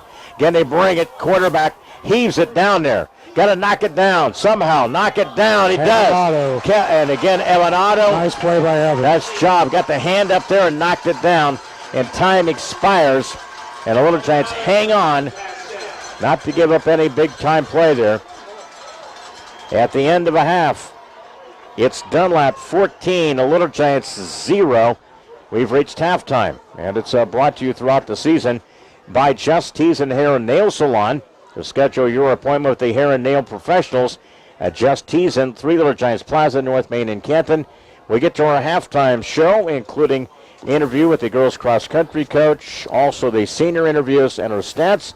All coming up on a Little Giant Halftime Show. It's brought to you by Just Tees and Hair and Nail Salon. When we take a break, back here to Ron Fahnestock Field for Senior Night Halftime in 2 minutes. This event is brought to you by Sedgwick Funeral Homes, with locations in Canton, Farmington, and in Bartonville, by Spoonerville Animal Clinic, located on the north end of Canton, by Remax Traders Unlimited. Susie McMillan is your agent.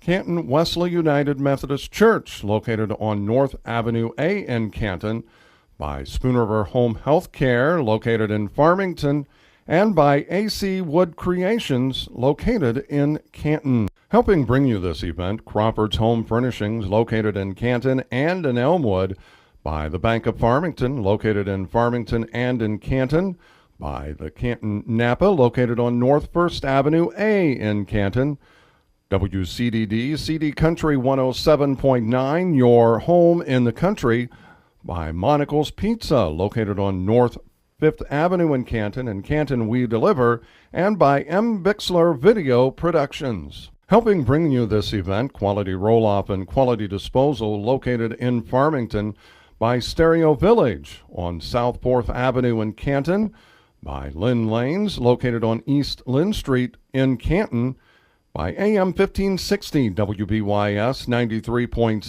FM, the voice of Fulton County, by Big Horse Vineyard, located near Lewistown, and by M. Bixler Video Productions, located in Canton. Helping bring you this event, Monocle's Pizza, located on North 5th Avenue in Canton, by Modern Health and Fitness, located on East Chestnut Street, by Schnarr and Sons Heating and Cooling, located in Cuba, by Western Illinois Home Health Care, by Lambs of God Preschool and Daycare on North Avenue A in Canton, and by AC Wood Creations, located in Canton. Invitational, that was a big plus for you guys, and tomorrow you begin regional play, and it's a pretty stacked field. When you take a look at the competition, when you kind of look at the barometer this season, when did you kind of know that you really had some pieces to put together for some girls to finish in a group in the top 20 or so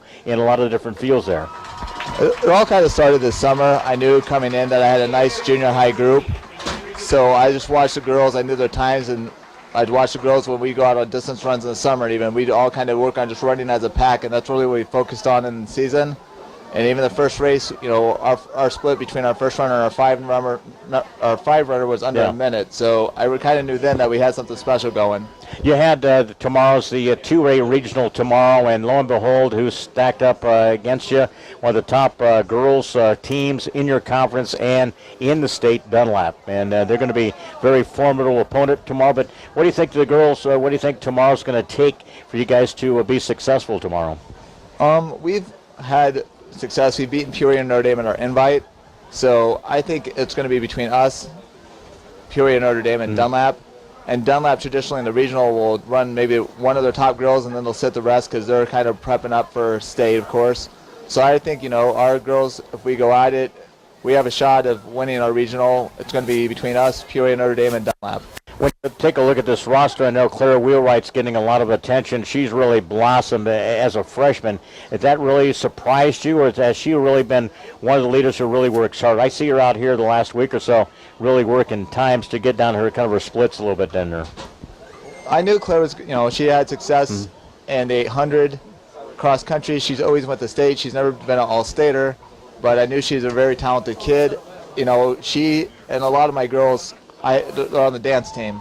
So she's coming in after dance and putting in extra work. Wow. So, she's putting in a lot of hard work to make this happen, and she's been working very hard. Who's going to be some of your leaders tomorrow? Who you'd like to see step out of this group? You got two of the Matthews. You got a couple of those. Talk about some of your roster. Eleanor Fournier's done a real nice job. She was a second-team all-conference runner. Caitlin and Elise Matthews, they're the backbone of our team. Those girls, I've been coaching them since 8th grade. Just really great kids, great leaders, and they've been running great the last couple of weeks. So Caitlin and Elise are our leaders. They, are captains. Even last week in the race, Caitlin Matthews, one of our girls, run side by side. She told her to go. She's like, go after him, go. And that's just the kind of leader Caitlin is. She's pumps up the kids and motivates the younger ones. Talk about tomorrow, Donovan Park, the course, hilly, right? I was reading a couple of descriptions on how difficult a course that's going to be tomorrow for you. Yeah, they call the course the Yeti. It's 3.1 miles, so it's long, it's hilly. So it's kind of like a longer version of our course, except rolling hills. Instead of our course has just one big hill and you hit it a couple times, this course is a bunch of rolling hills. So it's a challenging course for sure. Absolutely. Chauncey Whittington is with us, and we're talking girls cross country. One of the things, let's talk about the competition within the Mid-Illini. How does that prep you for the for the regionals and coming up, a lot of different invitationals there? Our conference is tough. Us getting third in our conference this year is the best we've ever placed. So Dunlap, once again, is going to be the state champion. They're 18th in the nation. Washington's been in the top 10 all season long. Metamore and Morton have been ranked. We've even been ranked for a little while. So, us seeing those teams, and we're going to see them at regionals, we're going to see them at sectionals, so there's a familiarity there with them. Absolutely. So we know who we need to be with. We've seen those kids. So that's definitely an advantage for us. I'm out here watching a lot of the football, but I'm watching how you guys go about your work, kind of a process here. You run some distance, but you do a lot of different sprinting, and you run some of the track here. Talk about the breakdown and the preparation, what you're trying to do, a lot of those different phases to shorten the times, to help them speed-wise. What are you trying to accomplish during those type of things? We do a lot of track work right now. This is the kind of fine-tuning, just working on foot turnover, and so we've been doing some 400s, 800s, just working on running really fast. I just want these kids to feel as good as possible right now. We've really been cutting back on our distance so our legs can kind of recover right now. So, yeah, we do a lot of distance runs to get that base early on, and a lot more like mile repeats and like longer distances, but now it's just shorter. We're doing 400s, 800s, just really nice and quick to get those, get fast foot turnover ready. I know the last few years you really had a strong base at the junior high level, and that's really going to hopefully build your numbers up and bring more consistency and some more success for you, right, at an early level there. Oh, yeah. Our kids, even once again, this year we had 2 boys going, so I'm hoping those numbers keep growing. We've had some nice kids coming in, so this is the most talented group of freshmen I've ever had come in, and we're still missing one freshman, Katie Goldring, who hasn't been able to perform this year, and you'll see her in the hurdles and track. So, yeah, I'm really excited about the future of Canton cross country. Last year was the only time in 9 years that we haven't had somebody go to state. So we've had success. We're not a real big team. As you said, like Dunlap and Peoria and Notre Dame's had teams in the 60s, and we're under 20. So I'm really proud of how hard our kids work and battle. And we know that we have to work even harder than those kids because they have more kids than us. Absolutely. Chauncey, I appreciate it. Thanks for coming up, Sharon. Again, 9 years now, longer. We were mentioning yesterday, over 9 years now with the program. This is my 9th year. Absolutely. Great job. You've always done a terrific job. Always appreciate the work you put in and success you've been able to enjoy. Again, good luck to the girls tomorrow there at Peoria. Notre Dame is the host, right? Yep. For these schools there. So good luck to you tomorrow. We appreciate it. Thank you. Thanks for having me. Appreciate it. Thank you very much. Thank you. Chauncey Whittington is our guest at Halftime Cross Country. More coming up. We'll take a minute break. We'll hear from seniors.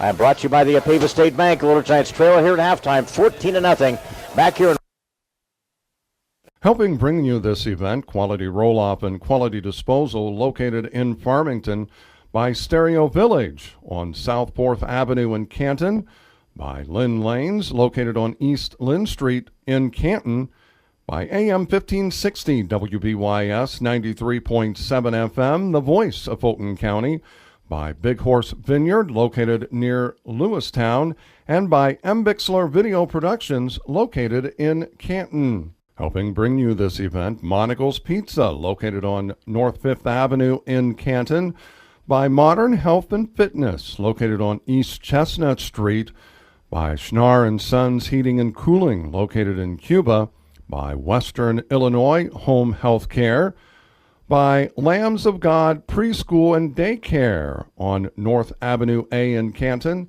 and by AC Wood Creations, located in Canton. Our tonight's senior player interviews for WBYS are brought to you by the Apeva State Bank, locally owned and operated since 1902.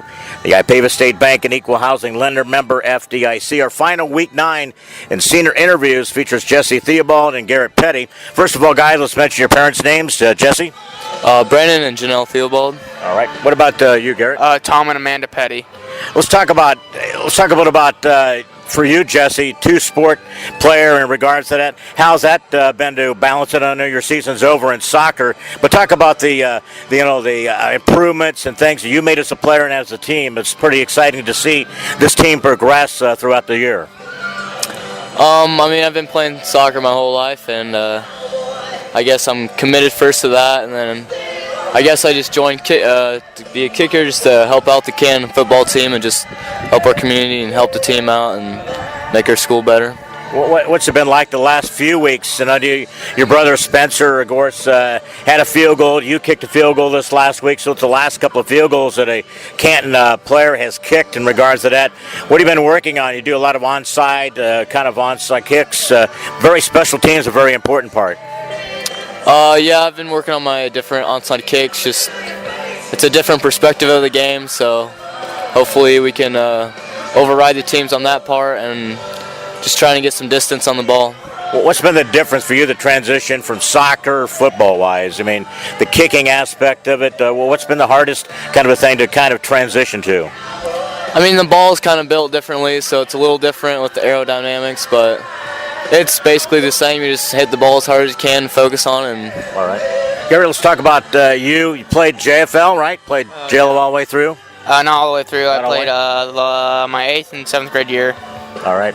What's it like to have a brother who a part of playing, and you guys don't get along a lot of times, but you do and you don't, and those type of things. But it comes to being brothers. Well, what's it been like to have your brother, all the way finished through the senior year with you? It's just fun because we just always have competitions together, so you can block each other, see who's better. What about the improvement for you? Both sides of the football, you play both offense and defense. What sort of things you've been very proud of improvement of your game? I've definitely got way better at blocking and pass rushing. All right. Let's talk about guys' favorite moment as a varsity player. Anything to this point, Jesse, kind of stand out in helping? I kind of know what it might be, but maybe you might have a game that you think of as an important game. I mean, East Peoria, I think, was a pretty big game. Took the win and got some of our onside kicks that we were trying to do, like the sidewinder, so I think that was pretty cool. That's pretty exciting, isn't it? And you almost recovered a couple by yourself in regards to that. And you take that as a goal each week to be able to do that? Yeah, some of them I can't, but it'd be fun to get one, yeah. Absolutely. Garrett, when you take a look back at last year's playoffs all the way through this year, what's your kind of favorite moment so far? My favorite moment is when Clint was running down the field and I said, "Clint, I'm coming," and creamed the kid in front of him. Hey, 2 or 3 of them, right? Yeah. That took a whole bunch out. It was pretty cool. And a big win. Where would you put the Morton win last week? It's one of the most exciting wins. I know Metamora, the double overtime last year into the playoff games, but the Morton win at their place was pretty dynamic win for you guys. Yeah, the Morton win was probably my favorite win of this season. All right. Let's talk about any superstition. Did you have anything, even in soccer, something for a game or even a practice, you do something a little bit differently? Different socks, certain things you wear. Some athletes are kind of weird like that. I don't think I do. It's just try to get some music on and get ready for the game. Yeah. Garrett, what about you? Listen to music or video games kind of unwind you a little bit? I play my game before every football game. Yeah. What's the one you play that gets you really fired up? I play PlayerUnknown Battlegrounds. It's like a Call of Duty game. Is that right? All right. Let's talk about favorite sports movie. Jesse? I think Remember the Titans is a pretty good one. Yeah. Right. Garrett, what about you? My favorite's Waterboy. All right. Good choice there. I like that too. Also, let's talk about favorite food. What's something you like anytime, maybe during the week, a couple of times during the week, favorite food?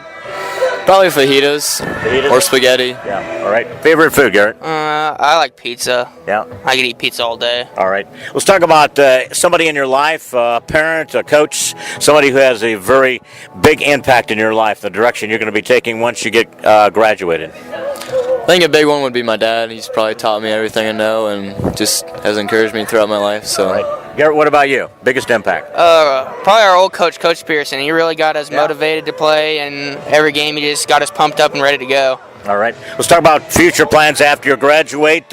Jesse, going to continue on, play soccer, or what you do after you graduate? I'll probably attend a college or university, but I'm not for sure if I'll play college soccer or not. I'd like to play soccer, but I'm not for sure. Yeah. All right. Garrett, what about your choices? Probably going to go to a trade school, try to get a job somewhere, start working early. All right. Great contributors, guys. Have a great finish to this Week 9 season. Our two seniors, it's Jesse Theobald, Garrett Petty. It's brought to you by the Ipava State Bank, locally owned and operated since 1902.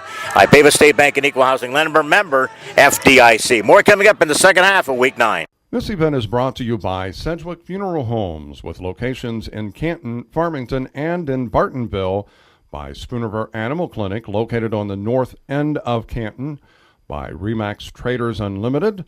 Susie McMillan is your agent.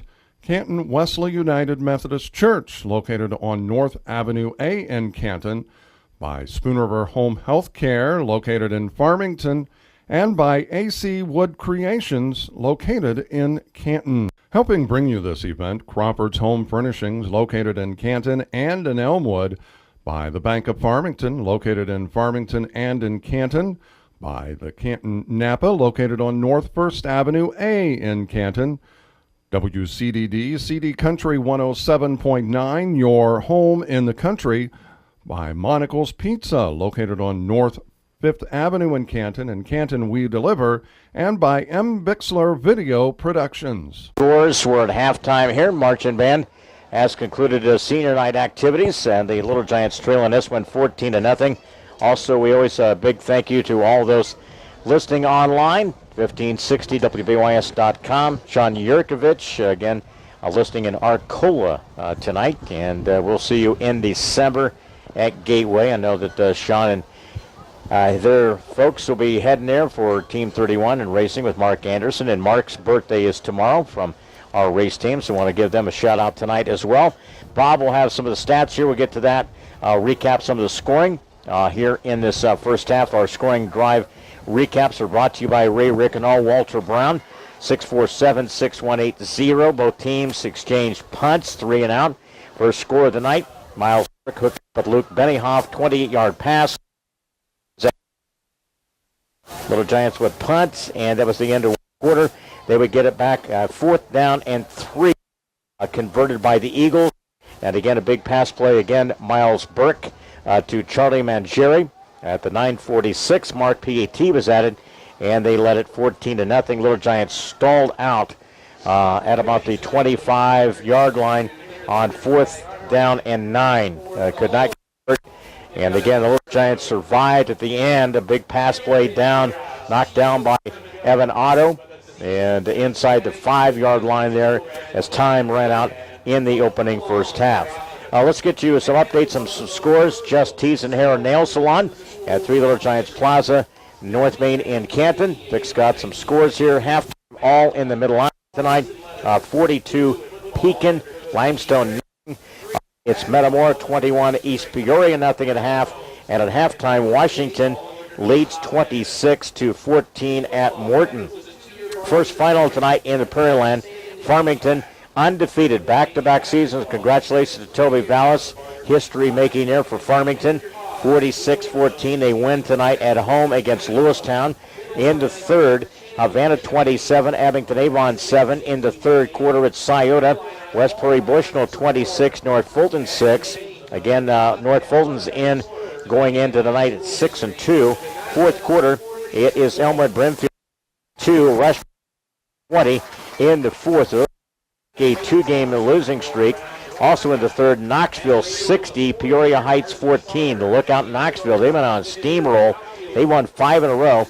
And in the third, Illini West 14 and South Fulton 8. So those are a couple of updates score-wise tonight.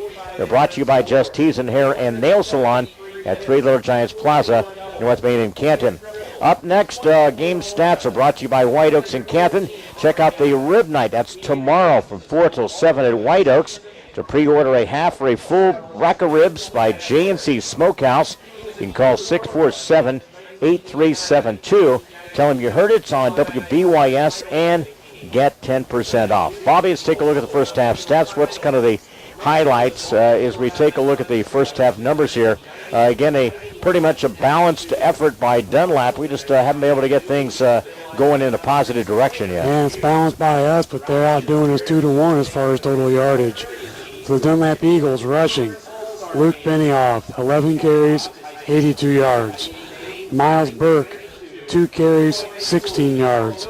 Isaac Guyton, 1 carry, 8 yards. Rushing totals, 14 carries, 106 yards, and no touchdowns. Passing for the Eagles, Miles Burke, 8 out of 12. No interceptions, 78 yards, 2 touchdowns. Receiving, Isaac Guyton, 4 catches, 34 yards, no touchdowns. Derek Passmore, 1 catch, 8 yards. Charlie Mangieri, 1 catch for 3 yards. It was for a touchdown. Luke Benioff, 1 catch, 28 yards. It was also for a touchdown. And Hank Klimko had 1 catch for 5 yards. Receiving totals, 8 catches, 78 yards, and 2 touchdowns. Total offense in the first half for Dunlap. Rushing, 106.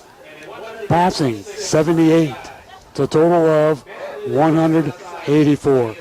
Time possession, 12 minutes, 22 seconds. For the Canton Little Giants, rushing, Nathan Lucas, 2 carries, 9 yards. Drake Yerbick, 1 carry, no yards. Clint Wells, 6 carries, 6 yards. Ethan Magnuson, 10 carries, 28 yards. Rushing totals, 19 carries, 43 yards, and no touchdowns. Passing for the Little Giants, Clint Wells, 1 out of 4. No interceptions, 25 yards, and no touchdowns. Ethan Magnuson, 0 for 1 in his only attempt. Drake Yerbick, 1 for 1. No interceptions, 19 yards, no touchdowns.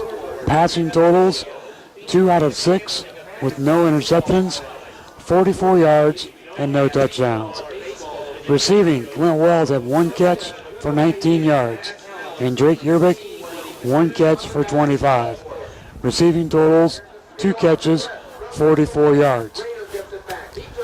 Total offense in the first half for Canton, 43 yards rushing, 44 yards passing for a total of 87 yards.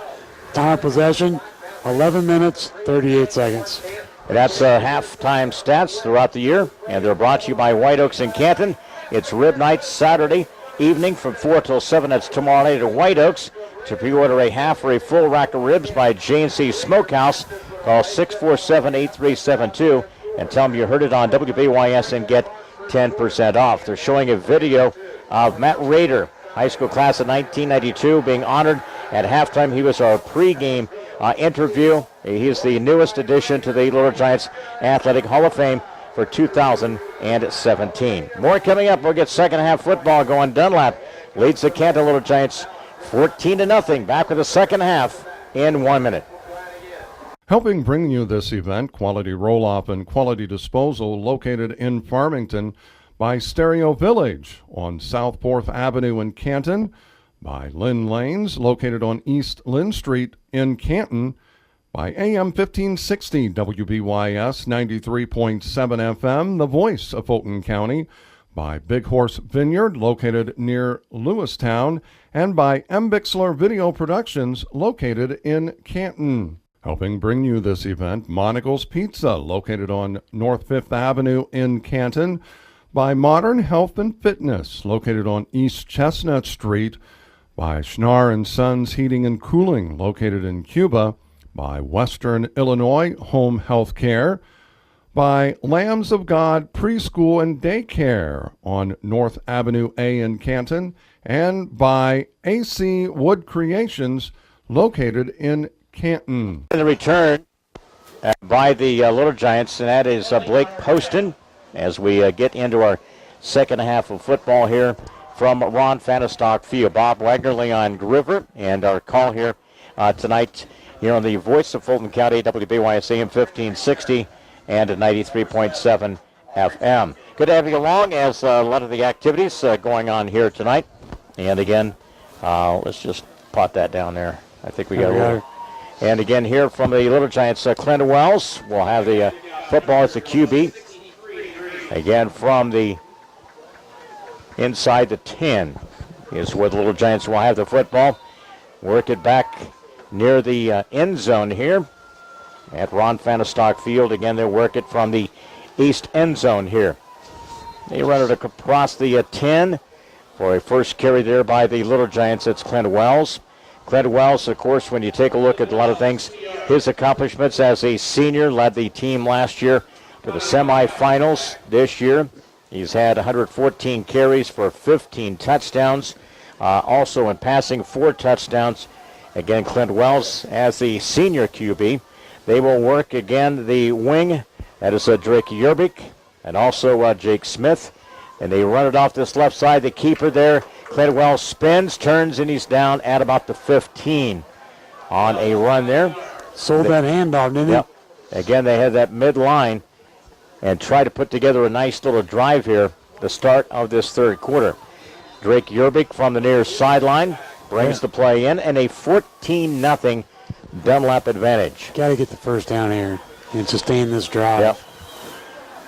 So 3rd and 3 against a very stingy Eagles defense, under 13 points given up during the season. That's tops in the Central area and in the Mid-Illini. Again, it's up the middle. And again, I don't know. I don't think so, Bob. No, you only got a yard. Yep, so got a yard on a little dive play there by Clint Wells. And it's going to leave him short, 4th down. So here comes the punting team. They'll bring in Ibarra. Also in there will be Blake Poston. Magnuson will come off, and Nathan Lucas will do the punting. Gabe Gossett in there too, Leon. So Little Giants now forced to punt for about the 5. So it's again, they run Jake Smith, and he'll become an extra blocker on that edge. Gets the punt off, goes end over end, and it goes out of bounds here, about the 45. I don't know, he might wait for the official. I know, last time they moved it all the way. So 3 and out in a punt. 39-yard line. At the 9:56 mark here. So not advantageous to the Little Giants. Eagles will have the possession at the Little Giant 39-yard line. Tell you what, one thing they cannot complain about in this game is field position. They have definitely killed us in that department. Yeah, we've handed them really terrific field position tonight. And credit their defense for keeping us back in our own territory. Deuce's receivers got a tight end extra blocker on this left side, which will be the power side. Quick pass to the flat to Guyton. He catches it out in space. A block to the right side. Guyton runs it, and he is upended at about the 21-yard line. Tripped up by Caleb Miller. They like that little quick pass outlet onto the flat to the right side. The catch there by Guyton, and a big gain from Miles Burke to Guyton. It's a very fundamentally sound team, Bob. They don't, they've had a couple of times the ball popped loose, and they've recovered it a couple of times, but we haven't given them much after that. It will be 1st and 10 now from the 24. Single back, that's Benny Hoff. Burke out of the gun again. 2 receivers, one to the opposite side near the boundary, near Dunlap. Burke, here comes the pressure, and he goes down at about the 32. Good job there. Who was that? Gabe Gossett bringing the missile in between those, and he just split those defenders, didn't he? He beat Charlie Mangieri off the edge. I know. That's not an easy task. That was a great job there by Gabe Gossett. Again, getting more playing time at the D-back position. Limited time, really, we have seen J.T. Shaw. And he's been hampered enough with some injuries. He's not really been able to play a lot during the season. That's been a key missing component to this team as well. Definitely impacts depth-wise for sure. From the 32, 2nd and long for the Eagles. Can't let him get a big chunk back. Inside, and Benny Hoff comes loose. Little Giants have it. They scoop it up, and it's from midfield. And the Little Giants have it at the 45. Again, a little tumble at the end. Throw a flag on that. I'll tell you what, that was over the back, and you can see fans don't like it. But the recovery was by Zach Collier.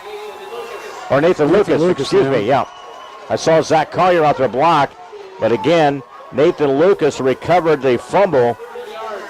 And again, a big rumble and a return there by Nathan Lucas.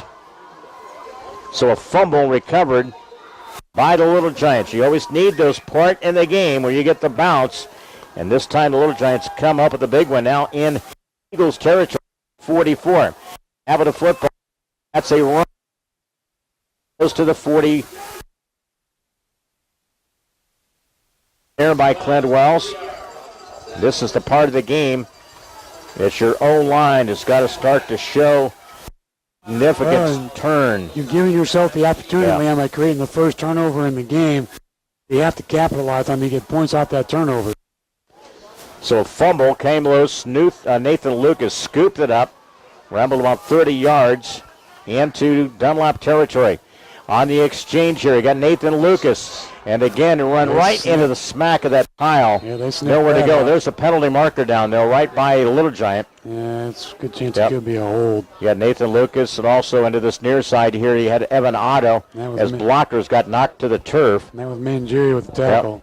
Yep. And again, they clip chop block again against the Little Giants. So again, trying to gain some advantage, and didn't go our favor this time, and we were whistled for the penalty.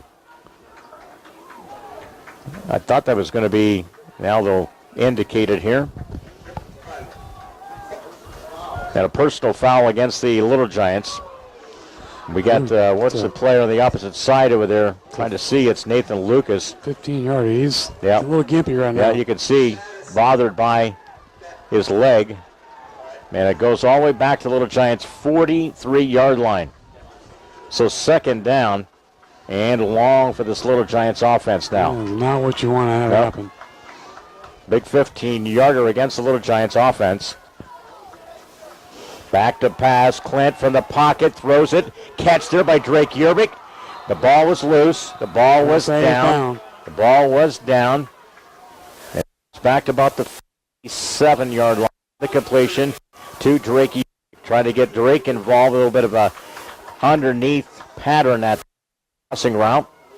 And it went from Clint Wells, who's in the pocket there, and the pass to Drake Yerbick on the completion. And the Little Giants trying to move the football here of this third quarter, trailing 14-0. Significant fumble by the Little Giants, if we can take advantage here. And now we're looking at a 3rd and 13, Leon. Again, they flare out Magnuson. That's going to be a false start on us. Again, trying to gain some advantage on that line of scrimmage. Again, some mistakes here by this Little Giant team. Well, we had no penalties in the first half. We've already got 3 for 30 yards in this quarter. Now you got the Little Giants now. A 3rd and long maintains. Now they bring in Blake Poston. Also, Clint brings the play in along with Drake Yerbick. Up front, you got Garrett Petty, Justin Jorgensen, Nathan Petty, Gage Miller, and Jacob Waskow. That's up front for the Little Giants. Nathan Lucas is a tight end, as well as Poston. Run, back to pass, Clint. Jake Smith is open, and in and out of the hands of Blake Poston. He had to turn around. He was defended. He was losing his balance too, Leon. Yep. To the near side here in Bowman. It was back as a D-back. And I tell you what, he had to turn around. It goes in and out of the hands of Blake Poston. It was a first down. That would have been a great grab there. But he had to kind of spin around. And Little Giants going to be forced to punt. So after the fumble recovered, so 3 and out. And a punt coming up on 4th down here at the 6:54 mark of this third quarter. Nathan gets it off. That's a nice one. And again, bounces, and it goes out of bounds. And we'll see where they indicate it. It will be about the 20-yard line. No, yeah, I see the official. He walks to a point, and then he goes back to about the 22-yard line. I don't. So Dunlap will have the football. And again, it's a 14-0 lead here at the 6:47 mark. Well, they almost gift-wrapped, a situation, the fumble, man. You just got to take advantage of those particular type of situations. But it seems like everything has gone Dunlap's, way. It's just one of those good years for them, And when you're 8-0, things tend to go there. Look at last year with us. Yep.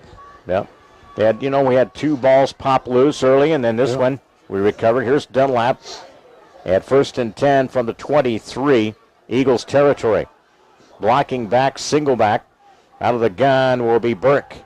And it is Benioff And he's going nowhere. He might have got to the line of scrimmage. Good job there by the defense that time. Really good penetration there. You had Bryce Adams, also Gage Miller, who have really been terrific this year as senior leaders in that linebacking core. Little Giants have out there, you got Zach Collier the opposite side, Caleb Miller playing secondary. As we got to this near side here is also Louis Ibarra. That's defensively secondary for Little Giants, and Evan Otto. Back to pass, Burke flips it out here and incomplete. There was a little bump on the opposite side there. It goes incomplete. Well, I thought he was going to reach for his flag, too, and that was close. And again, incomplete on the opposite side.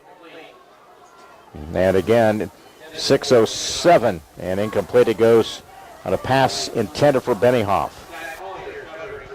So Little Giants, and again now, defensively dig in here on a third down call for the Eagles.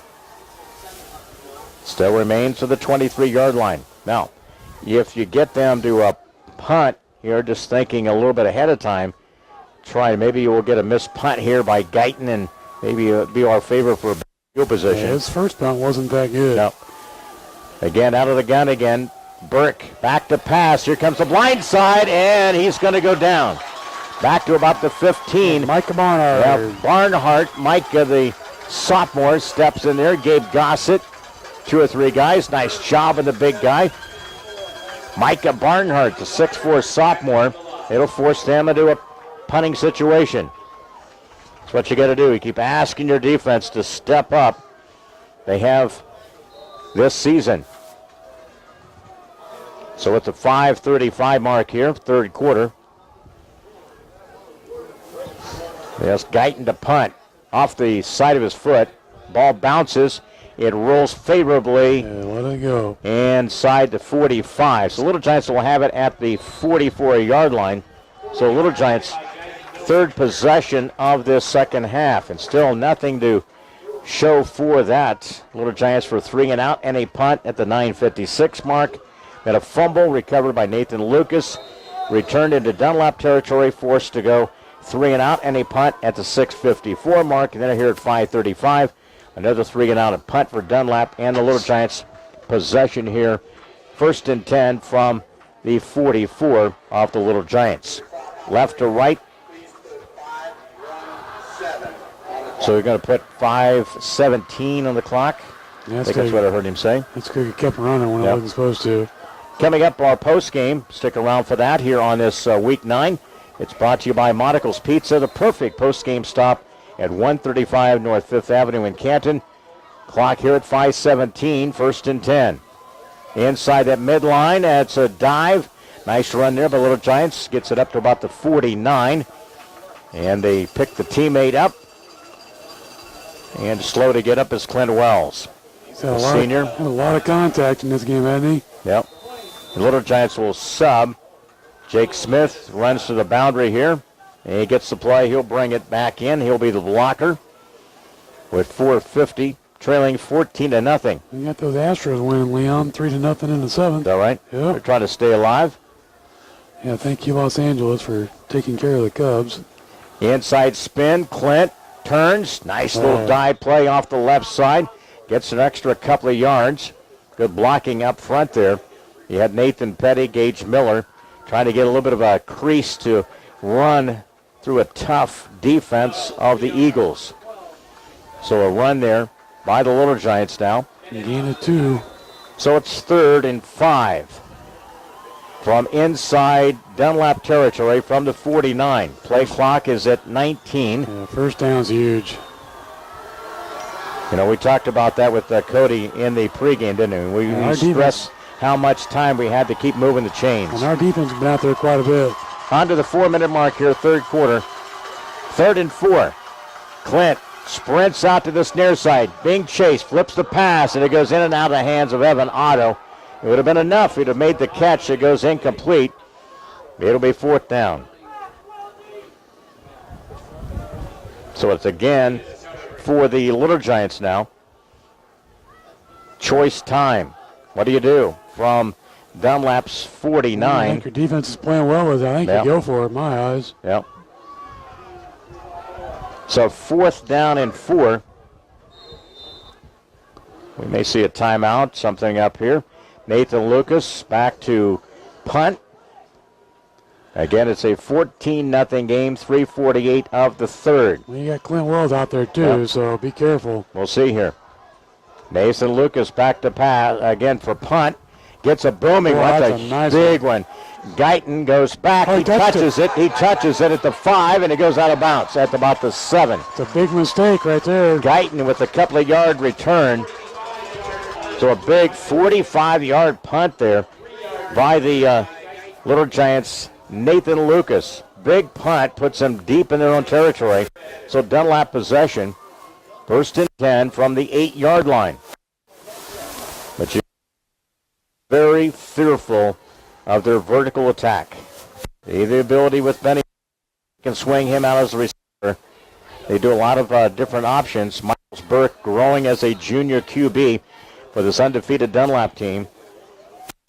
Under 3:39 left here. They break huddle. 1st and 10 from the 8-yard line.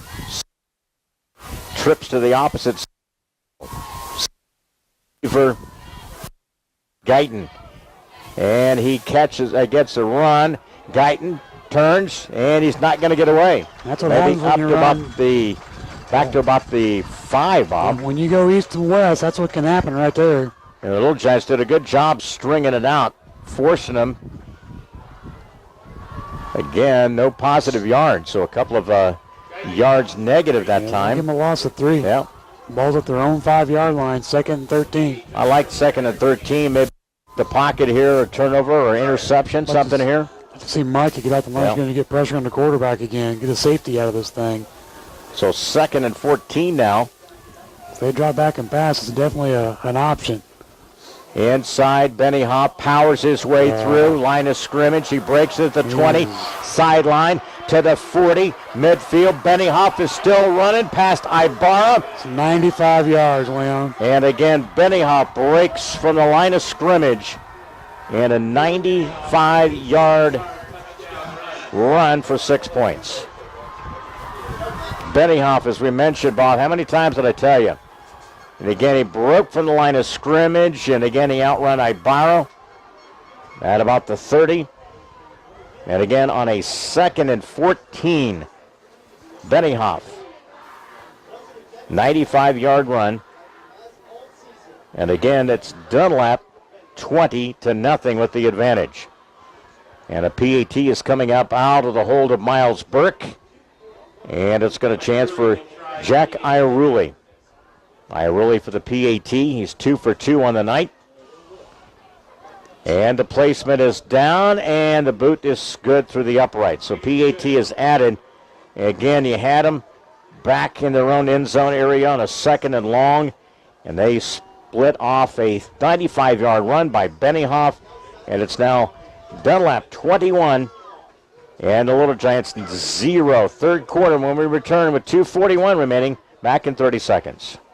Helping bring you this event, Quality Roll-Off and Quality Disposal, located in Farmington, by Stereo Village on South 4th Avenue in Canton, by Lynn Lanes, located on East Lynn Street in Canton, by AM 1560 WBYS 93.7 FM, the voice of Fulton County, by Big Horse Vineyard, located near Lewistown, and by M. Bixler Video Productions, located in Canton. And the 95-yard run by Luke Bennyhoff on a 2nd down and long call. Again, he had an ability there, Bob. Again, when he just breaks to the line of scrimmage, he gets to the outside, and he is just so strong, and he broke loose. And really no other tacklers after really he broke that 2nd line. And again, the ball It'd be a penalty. and is kicked out about the 1-yard line. That's a big penalty. Yep. So instead of being at the 1, it'd be at our 35. 35. A 34-yard penalty. Yep. So Little Giants will accept that and will have it at the 35. Again, Bennyhoff on a 95-yard run. PAT was good. It's 21-0 now. Again, here at the 2:41 mark of the third quarter. But again, Little Giants now find themselves really in a difficult situation, trailing just a couple of minutes left in this third quarter. Trying to find some magic, something to turn things around here. We had a couple of opportunities, Bob, and, we were knocking on the door a couple of drives here after the turnover. And again, on a fourth down, did not convert on a missed pass. Here it comes inside. Drake Yerbick corralled. He drives back, and he gets up to about the 34 and then pushed back. Part of the problem, Leon, we're not winning that battle at the line of scrimmage. No, we haven't. It's been a tough night against their defensive front. That's why I had it as one of my keys, because this Dunlap defense, they're going to put 9 guys in the box and try and say, hey, beat us with the run. It's 2:18. Clock rolls here. No game for Drake. Andrew Morey up front for Dunlap. On the opposite side, you have Meeman, who comes up and plays at D end along with Mangieri. Inside, and again it's a run by Magnuson. Turns the corner to the opposite side and brought down at about the 49. He's down. Again, Mags went down. He's grabbing his ankle. And again went down opposite side of the field near midfield. And Mags is down. He immediately grabbed his ankle area. So injury for the Little Giants to Ethan Magnuson, the senior, with a minute 57. We'll take a break for an injury timeout. Little Giants trailing in this one 21-0. Back here to Ron Fahnestock Field on senior night. Back here in 90 seconds. Helping bring you this event, Quality Roll-Off and Quality Disposal, located in Farmington by Stereo Village on South 4th Avenue in Canton, by Lynn Lanes, located on East Lynn Street in Canton, by AM 1560 WBYS 93.7 FM, the voice of Fulton County, by Big Horse Vineyard, located near Lewistown, and by M. Bixler Video Productions, located in Canton. Michael Adams? Here. Michael Adams? Here. Michael Adams.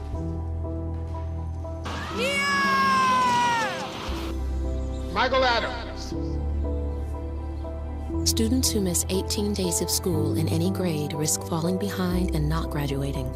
Absences add up. Keep track at boostattendance.org today. Helping bring you this event, Monagle's Pizza, located on North 5th Avenue in Canton, by Modern Health and Fitness, located on East Chestnut Street, by Schnar & Sons Heating and Cooling, located in Cuba, by Western Illinois Home Health Care, by Lambs of God Preschool and Daycare on North Avenue A in Canton, and by AC Wood Creations, located in Canton. They rolled out Jake Smith, and really Dunlap really sniffed it out real quickly, and it goes incomplete. But again, Jake, the sophomore, did a good job getting the pass off, not allowing them to intercept. And again, they remains now 2nd and 10 from the 49-yard line. Little Giants in their own territory near midfield. Again, as we mentioned, now it is Nathan Lucas in the backfield there. It looked like He got us to jump. I think so. You got Bryce Adams as a blocker. Yeah, they're going to call that one on Jake. Yep. And again, when you take a look at the now, it's because we had Jake as a tight end. Nathan Lucas becomes the runner, the running back. Again, with the absence of Ethan Magnuson, here shifting different parts of the single wing. You get Drake Yerbick remains that wing. Bryce Adams, the blocker.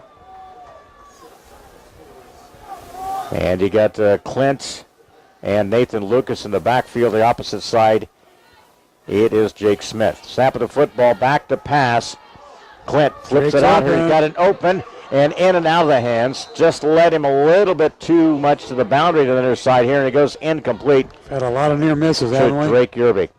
It's just been a smidge off and making some connections in this one, Bob. About that game of inches, man. It's been definitely true to form in the game tonight for us. So 3rd down remains, and it goes back to about the 44-yard line, so it'll be 3rd and 15 for Little Giants. Clint Wells from the near sideline from head coach. Clint Wells brings the ball to the huddle, and a 21-0 lead. Dunlap added a score after they fumbled and covered by the Little Giants, couldn't take advantage of it. They stopped us defensively, and then it was Luke Benioff, 95-yard run. They flare out to this near side, and again, quick pass, and it goes incomplete. A diving attempt here by, again, Drake Yerbick to this near side. That hookup has just not been there, and again, you can saw Clint scrambling out of the pocket, rolling to his right to this side. Meeman had pressure on the backside, Lance. Going to get rid of that football, not take the sack. They've not let us get in any kind of comfort zone tonight, No. you know. Yeah, in the I pocket. agree. And, you know, Clint's done a pretty good job stepping up, but then a couple of overthrows and a couple of in and out of the hands. So it's going to be 4th down, 3 and out. So a punt from Nathan Lucas. Had about a 45-yarder last time. Need another one of those. Yep. So Little Giants will have Guyton one man back. Flips the pass out here, and it goes knocked down. I tell you what, there was a hold. Should be a penalty marker. Should be throwing the flag. He hasn't dropped it yet. There he is. They had it grabbed. It's going to be pass interference, Bob, I do believe. We'll see here. That might be a hold. Again. Yep. Actually, Mangieri's one who got called for it, I believe. Ineligible man downfield, so it goes incomplete, and Dunlap will have the football. They get the ball right where the ball was. So again, we faked the punt, and again, threw the pass out there. We thought it was going to be some sort of a penalty against Dunlap, but it's again an eligible player downfield. Ineligible, so receiver down there. And so for Dunlap, I know they wanted a different fate on that one. Now Dunlap has it from the 44-yard line. As we get down to about the minute 29 to the 3rd, that is Dunlap running through inside the 30. And we'll see that is 20. Run there for Philip Eunice. So Philip Eunice with a run. A little change up. And again, it's Eunice with the carry. And again, you're trying to see where Benioff is, and he's not out there right now. Yeah, I don't know what they're seeing. No. And they made the wrong call. And again for Dunlap, they have it now at the 28-yard line. So for the Eagles, it'll be 1st and 10. Single back, they put Guyton across that. They fake it. Here's the pass down the field, going to be wide open, and a catch there. Into the hands. Let's see who it was at the back of the end zone. I do believe Mangieri. And again, it went 28 yards on the pass. There might be a flag. Hold on, Leon. Yep, 28-yard pass. There's a flag on the far side of the field, it looks like. Yep. So Burke to Mangieri. We'll see what the penalty. So again, Burke found Mangieri wide open. My first guess to where the flags might be a sideline warning. Yep.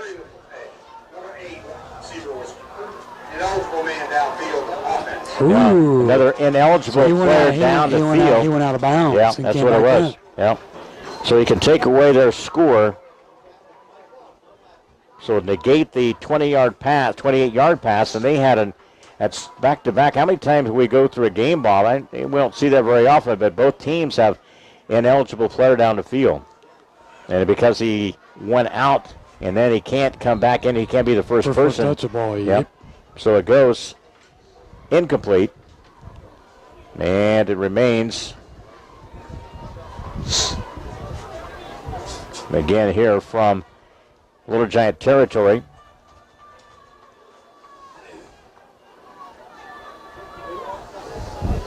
Again, the Little Giants are now digging in here, 1st and 15. Again, turns, spins, runs it to the 30. That's again Eunice again. And it might be with a 21-0 lead. They're not going to take any chances of maybe losing Benioff, and heading to the playoffs. That might be a case for them. Again, Eunice with the carry there. So you still have Miles Burke, the QB. You have Guyton, the receiver to this near side. Meeman.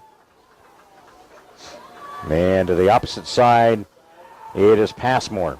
Should be the last play of this quarter. So we're down to the 27-second mark here. Snap of the football. Inside handoff. There's Benioff. He runs it to the right side, to the 10, to the 5, and scoots in 29-yard run. So 29-yard run. That's 2 straight runs for touchdowns by him. They gave him a little bit of break there, Bob, and boom, he nailed us with another run. He just runs with so much of an ease, doesn't he? 29-yard run there, and he turned the corner. He was off the far sideline, so a 29-yard run by Benioff, and extends their lead 27-0. Closing seconds here in Little Giants season about to come to a close here. And again, with another quarter still to play, but making it very difficult.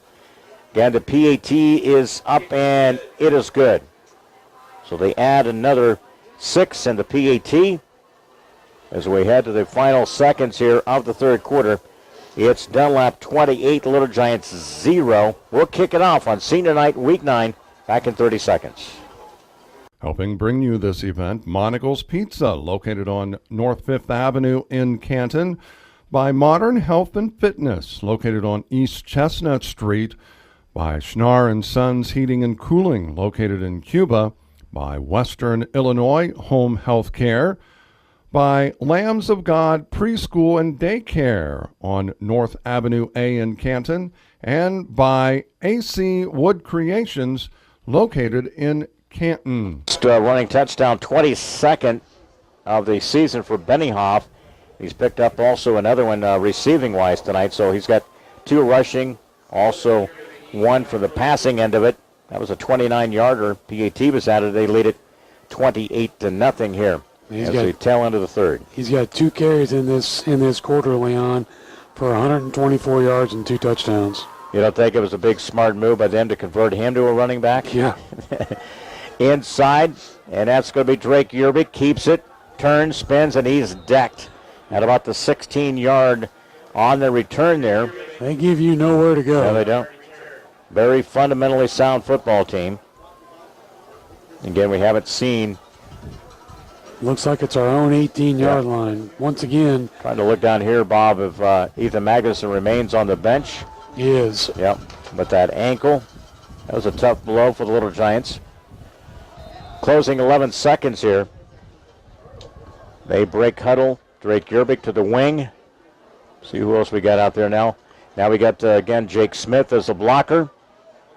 Nathan Lucas as the running back. Clint Wells as the QB. Low snap. Clint, bound to determine. He dives, gets it up about the 24-yard line, so a nice little carry there. Give him 6. As this third quarter comes to a close, undefeated season. That's just a quarter away for the Dunlap Eagles, their first in school history in the Mid-Illini to go undefeated as well, and the first since 1982. Back when we returned for the fourth quarter, Little Giants down in this one, 28-0 to Dunlap, back in just 1 minute. This event is brought to you by Sedgwick Funeral Homes, with locations in Canton, Farmington, and in Bartonville, by Spoonerville Animal Clinic, located on the north end of Canton, by Remax Traders Unlimited. Susie McMillan is your agent. Canton Wesley United Methodist Church, located on North Avenue A in Canton, by Spoonerville Home Health Care, located in Farmington, and by AC Wood Creations, located in Canton. Helping bring you this event, Crawford's Home Furnishings, located in Canton and in Elmwood, by the Bank of Farmington, located in Farmington and in Canton, by the Canton Napa, located on North 1st Avenue A in Canton, WCDD, CD Country 107.9, your home in the country, by Monocle's Pizza, located on North 5th Avenue in Canton, and Canton We Deliver, and by M. Bixler Video Productions. Well, we turn to the fourth quarter, and again, trailing 28-0. A few fans starting to file out of here tonight on this senior night, and I know disappointment is the part of their wish list tonight, definitely. And here's the carry to this near side, but Little Giants still bound to determine. They run it near about the 29-yard line. Run there by Clint Wells. But again, this Dunlap team poised to make history. 1992, last time they made a run, undefeated during the regular season, and they'll capture their unblemished Mid-Illini Conference title, their first in the school history. They've been around since 2000 and try to accomplish that here tonight. It was an uphill. It was going to be a tough test. We knew coming into this one, this is not going to be an easy one for the Little Giants to pass. Around the right side, that's Nathan Lucas, and he's upended. How many times we've seen so many times in runs tonight, Bob, that they've made some good open field tackles and that's tonight. just it. We can't turn the corner and get positive yards because there's always somebody there making contact to keep our gains minimal. Well, they do. They shift, don't they? I mean, they really run sideline to sideline. So really terrific out there. They take great angles to make the open field tackles. We're underway in this fourth quarter. Trying to make some substitution. Guyton will come off. And the Little Giants now. Second down. Inside, Drake Yerbick, I do believe, across the 40. Trying to see who that was. It didn't get a good angle. Yep. Drake, Yep, it is Drake. Runs it across the 40 on his senior night. What an accomplishment. You take a look at a lot of these seniors and get a couple of different playoff appearances. You know, when you take a look at this group and what they've been able to do, part of a semifinal run a year ago. Building that tradition. And they keep it. And I think a lot of these underclassmen are getting a little taste of that. 1st and 10. It's 28-0, though. Little Giants being shut out to this point. Back to pass. Clint looks over the top, trying to get open, and it was Evan Otto. A little push there defensively by Bowman, number 1. Evan Otto and Bowman for the jump ball there, and it goes incomplete. There was a little contact there, but I consider that pretty much incidental. Yeah. That was a pretty good thrown ball by Clint, too. Great with the defense. Again, they had a couple of people back defending, and inside the 30 on a shot down the field that time by the Little Giants. Drake Yerbick comes to the near sideline, brings another play in. It'll be second down.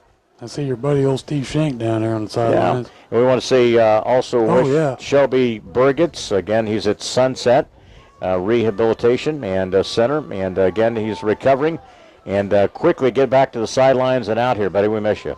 I know he had, again, a blood disorder. He was at Graham. Now he's been transferred for the rehab there. Back to pass.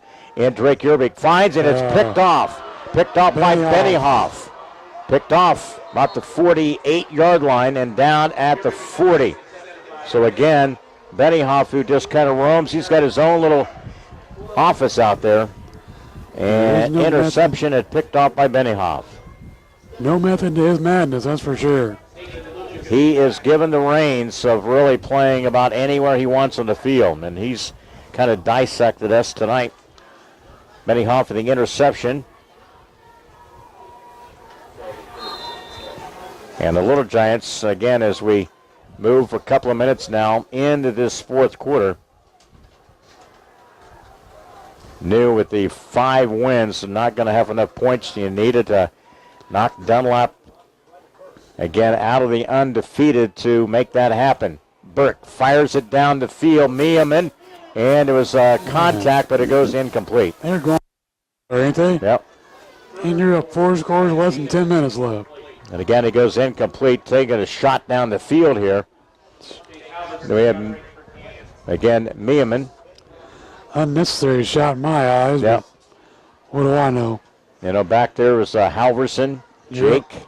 And I tell you what, they went to what they call shack secondary. And what I mean by shack is they try to match up size-wise. You have usually Nathan Lucas or you have Halverson back there with a little bit of size to defend against 6'3" receiver and also a 6'2". And that's where they try to match up in that category. Got burnt earlier in the game. So it'll be 2nd and 10. Deuce receivers to the near side.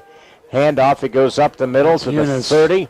Eunice streaks by the 15 and in the end zone, a touchdown, 39-yard run. And they're breaking this baby open. 39-yard run, Eunice. So Eunice and Dunlap adds to their lead. A little exclamation point in history-making night tonight for the Eagles. 9:43 remaining. Again, it's 34-zip. And again, Iruli. And it'll be a PAT opportunity out of the hold of Miles Burke. Hopkins snaps the football. PAT is boomed through the uprights. It's good. And it's now Dunlap 35, Little Giants 0 with 9:43 remaining in this one. In week 9, the kickoff back to Memorial Stadium in 30 seconds. This event is brought to you by Sedgwick Funeral Homes with locations in Canton, Farmington, and in Bartonville, by Spoonerville Animal Clinic located on the north end of Canton, by Remax Traders Unlimited. Susie McMillan is your agent. Canton Wesley United Methodist Church located on North Avenue A in Canton, by Spoonerville Home Health Care located in Farmington, and by AC Wood Creations located in Canton. Hey, just a 30. Just a 30. Back here with 9:43 remaining, and the Little Giants now back to return. 39 run by Philip Eunice, and the PAT was added. It's 35-0, and a little history-making night for Farmington. Previously, they've done it a couple of other times. Farmington, an undefeated season, 1945 and 1946. They finished undefeated, and 1949 and 1950 finished undefeated. So they do it again last year and this year as well. So they go back-to-back. Former Farmington head coach Casey Martin listening in tonight. We do appreciate that. Casey was listening last week. And again, thanks for the information on that. We'll chat with the head coach tomorrow morning, Toby Vallis, on that accomplishment. And they will certainly be one of the odds-on favorites, in that class. I think it's an opportunity. They're one of the couple of top teams in that class. As of right now, they got them as a 3A only, which means they're going to be like the biggest school or the smallest school. Smallest school in the 3A, which will be a handful. Oh, yeah, because you got, let me see, Elmhurst, Immaculate. There's some good teams in that class. Again here with, 9:38 remaining. Single back, and again, that was Clint Wells. Looked like Nathan Lucas, again, took a step and then went to his knee, kind of slipped on the turf there. So a loss of 5. Yep, so loss of 5 for the Little Giant team. And tonight, you were back to a corner a couple of weeks ago, responded with 3 wins in a row, had the big win at Morton, and knew it was going to be that same kind of intensity, and just weren't able to match up with that kind of intensity and overall play tonight against this really talented Dunlap team. They're definitely, they show you why they're undefeated. They're pretty skilled at every position. 9-minute mark here. Run to the opposite side there. That's Nathan Lucas. And he gets a couple of yards, tried to turn the corner there. Looks like they might give him about 4. About 4 or 5, right? Almost up to the 27 on the carry by Nathan Lucas. 5. Yeah. So again, a gain there by Nathan Lucas, as we mentioned. Ethan Magnuson with an ankle injury.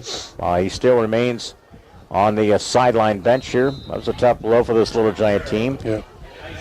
And then we saw last year Ethan step in after week 9, really during week 9. Yeah, but last year against Dunlap. Last year as the kind of the running back, that power change of pace there, and led us into the playoffs a year ago. And he said it's really, very tough one to kind of sit and watch your teammates trailing this one 35-0. Drake Yerbik with the run to the right side, and he dives. Gets across the 31 up to the 32, I think, is we're going to give him an extra couple of yards there, but it's going to force Little Giants back into punt. Couple of things tonight, that the Eagles have field advantage most of the night tonight. It's been a big one. Yep.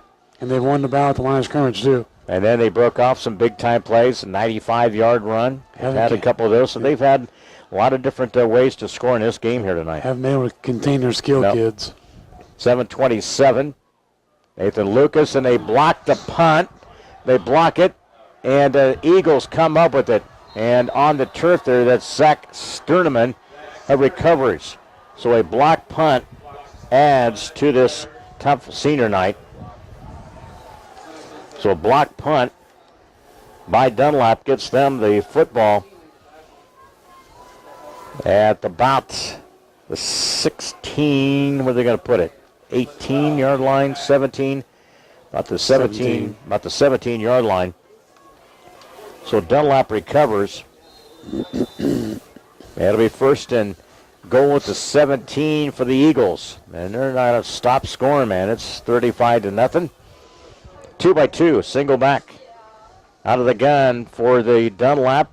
Man, in to run. It gets it across the 15, down about the 14. Look like Eunice. Yeah. No, or it's not. Johnson, number 4. Number 4, yep.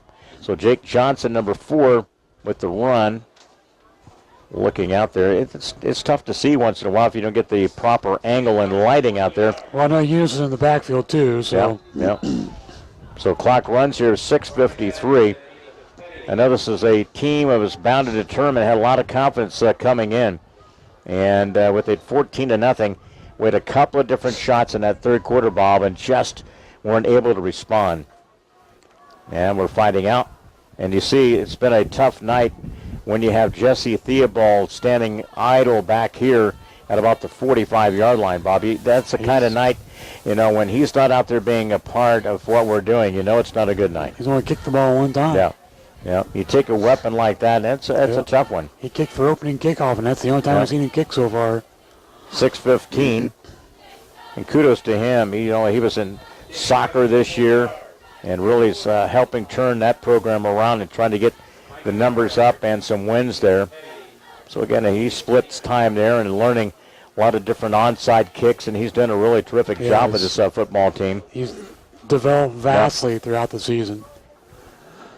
Third and false start. Third down from about the 11. So false start for Dunlap.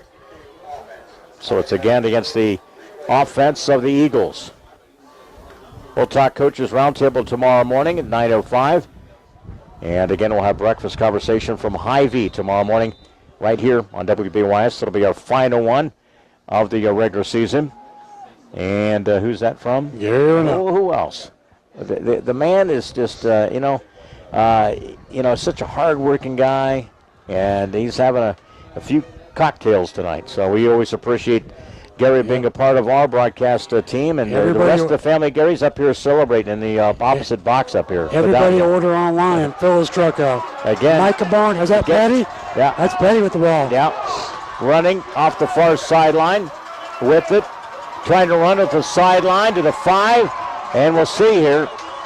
And that is a touchdown. Nathan Petty, right? That's a fumble recovery. Fumble recovery.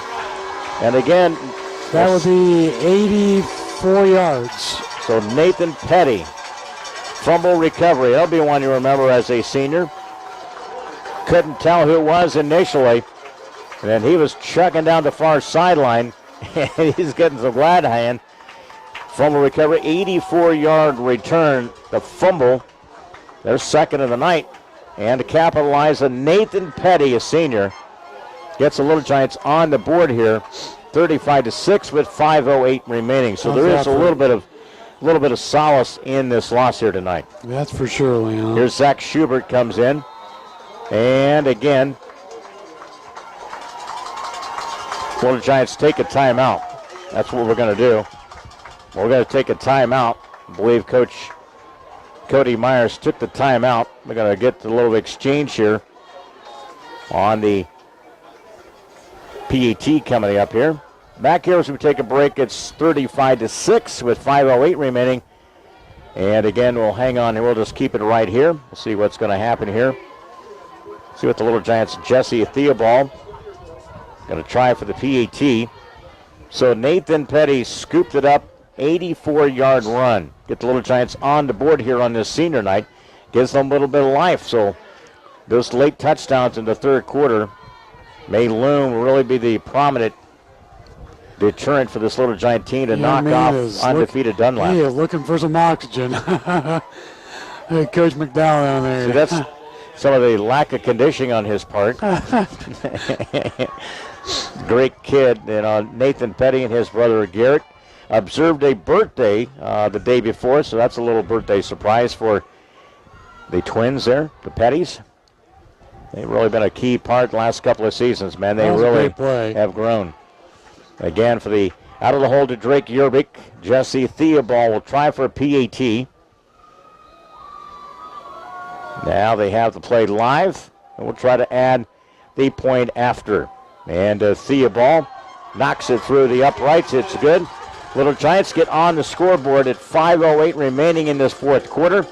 It's Dunlap 35 and the Little Giants 7 on a Nathan Petty fumble return, 84 yards, 35-7. Back here in 30 seconds. Helping bring you this event, Crawford's Home Furnishings, located in Canton and in Elmwood, by the Bank of Farmington, located in Farmington and in Canton, by the Canton Napa, located on North 1st Avenue A in Canton, WCDD, CD Country 107.9, your home in the country, by Monocle's Pizza, located on North 5th Avenue in Canton We Deliver, and by M. Bixler Video Productions. Capitalized, so the return by the senior Nathan Petty, 84-yard return. PAT was headed by Jesse Theobald. It's 35-7 with 5:08. And Little Giants tonight with Jesse Theobald back here. We may see again where they have 9 guys up near the 50-yard line. They've got their hands in what they're expecting an onside kick. Yep. You can tell. They're going to back off a little. And no doubt that Jesse will try one of those here. It was one of the key weapons last week. We really did a lot of onside and short kicks. Keep it away for Morton's return gang last week. Again, this time we'll boot it. And the return, it comes loose I'll tell you what. at about the 19. And the opposite side of the field, that's a return, I do believe, by Alan Zhu. You are correct. Number 24. So Alan Zhu with the return by Dunlap. And we got to see who's coming back on the field. Justin Yerbick, 56, coming out there. And who else we got out there? We have Zach Schubert. Trying to get a couple of these other guys. 52, Ian Pierce. Bryce Adams. Also Caleb Miller still out there. And let's see what the Little Giants, they got Evan Otto. Also, they got enough out there. Nathan Lucas remains out there. Defensively, let's see who else we got. Trying to check who else is out there on the opposite side. Can't tell on the opposite number over there. We'll try to get that to you. Also in Justin Jorgensen, playing little D now. The junior. Under the 5-minute mark here. Inside, and it's going to be stuffed. Good job defensively by the Little Giants. Justin Yerbick with the initial stop there. Trying to see what the number of the running back is, and he turns around, number 10. That's Doran Montgomery. Deron Montgomery, I guess it is. Deron Montgomery. I saw that on the initial there. Deron Montgomery, again with 4:33 remaining. And again for the Dunlap Eagles, Miles Burke. And again for the Dunlap Eagles, we'll have it up to the 25-yard line. They get a late substitution. Play clock is going to go down to 7.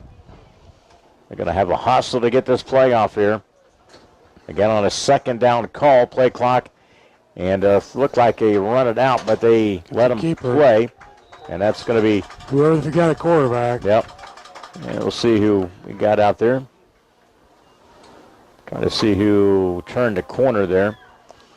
On the run there by Dunlap. They brought in some new people here trying to find out. I think it's trying to see here. Oh, it looks like it says 88. I know, but it's... And it is. Yeah. That could be... could be Jackson Chatterton. Chatterton, I believe it is. Yeah. Jackson Chatterton, I think he's been in a couple of games roster-wise.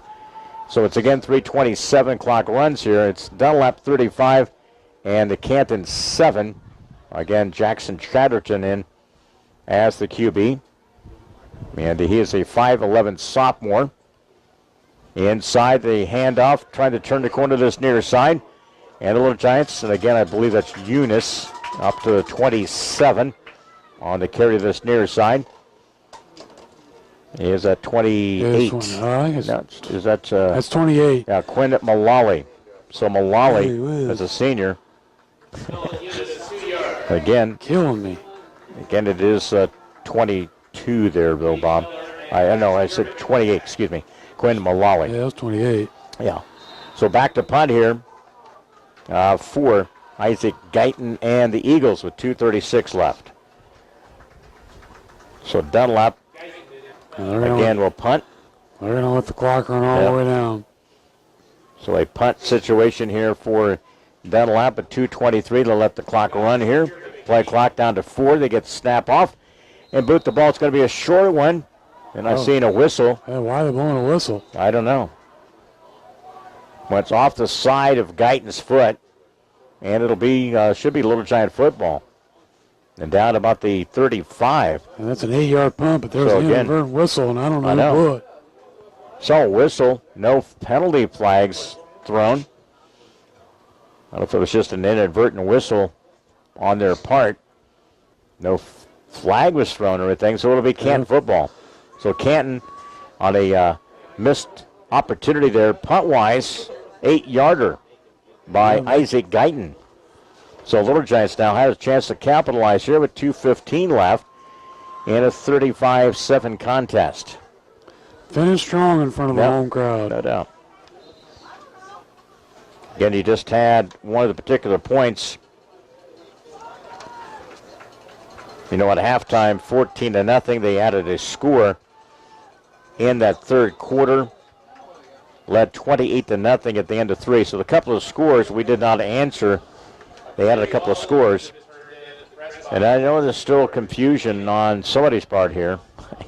Trying to get another player in is Dunlap. They got an officials powwow going on over there. I don't know what it's about. Spencer Warfield, 63, comes on for Dunlap.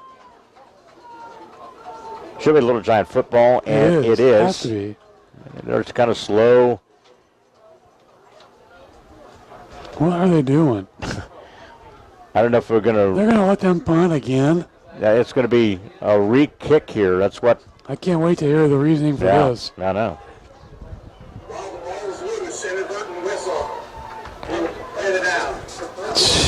And so an inadvertent whistle, and they're gonna let them punt again. That is crap. You know, that's just one of those things. Look at the time and look at the score. You just made a bad call. You know, just let it go. You know, it should be our football. And again, it's just a unfortunate situation here. 2:15 left. Again, Guyton gets a booming punt. This play costs us about 60 yards. Yep. So rolls inside the 20 where it'll be down. Unreal, man. And you can see there's a little bit on the sideline here. A couple of guys here, man, are just giving it to the officials. You know, you make a mistake, fess up to it. Live up to it, those type of things. Now, Little Giants now. Well, for me, let it go. Look at the score's 35-7. Yeah. We're not going to score 28 points with one touchdown. Just ridiculous. It's been kind of Dunlap's season and for the year there, Bobby. We were on That's a huge swing, man. Big time. We were on their 36. Now we're on our own 17. Yeah. So, again, the Little Giants will break huddle here. Man. Have an auto as the tight end. So it's 1st and 10 from our 17 after they re-kick the punt. Nathan Lucas tries to turn the corner to the right side. He gets in. He's brought down from behind.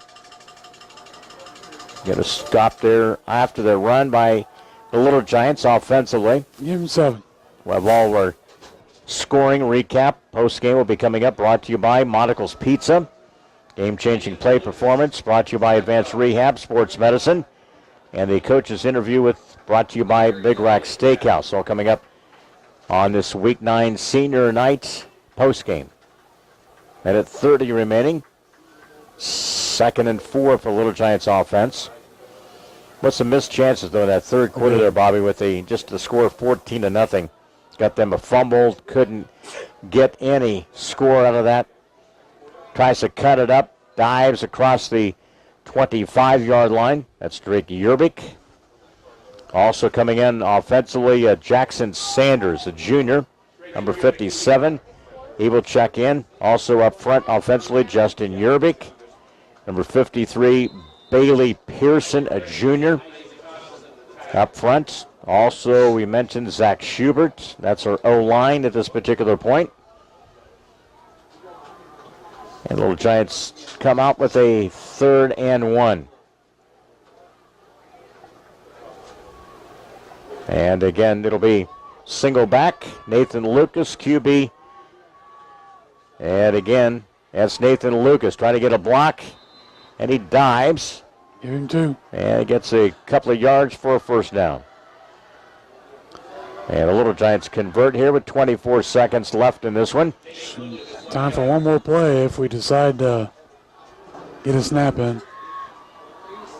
Again, 2 things unfold here in Week 9.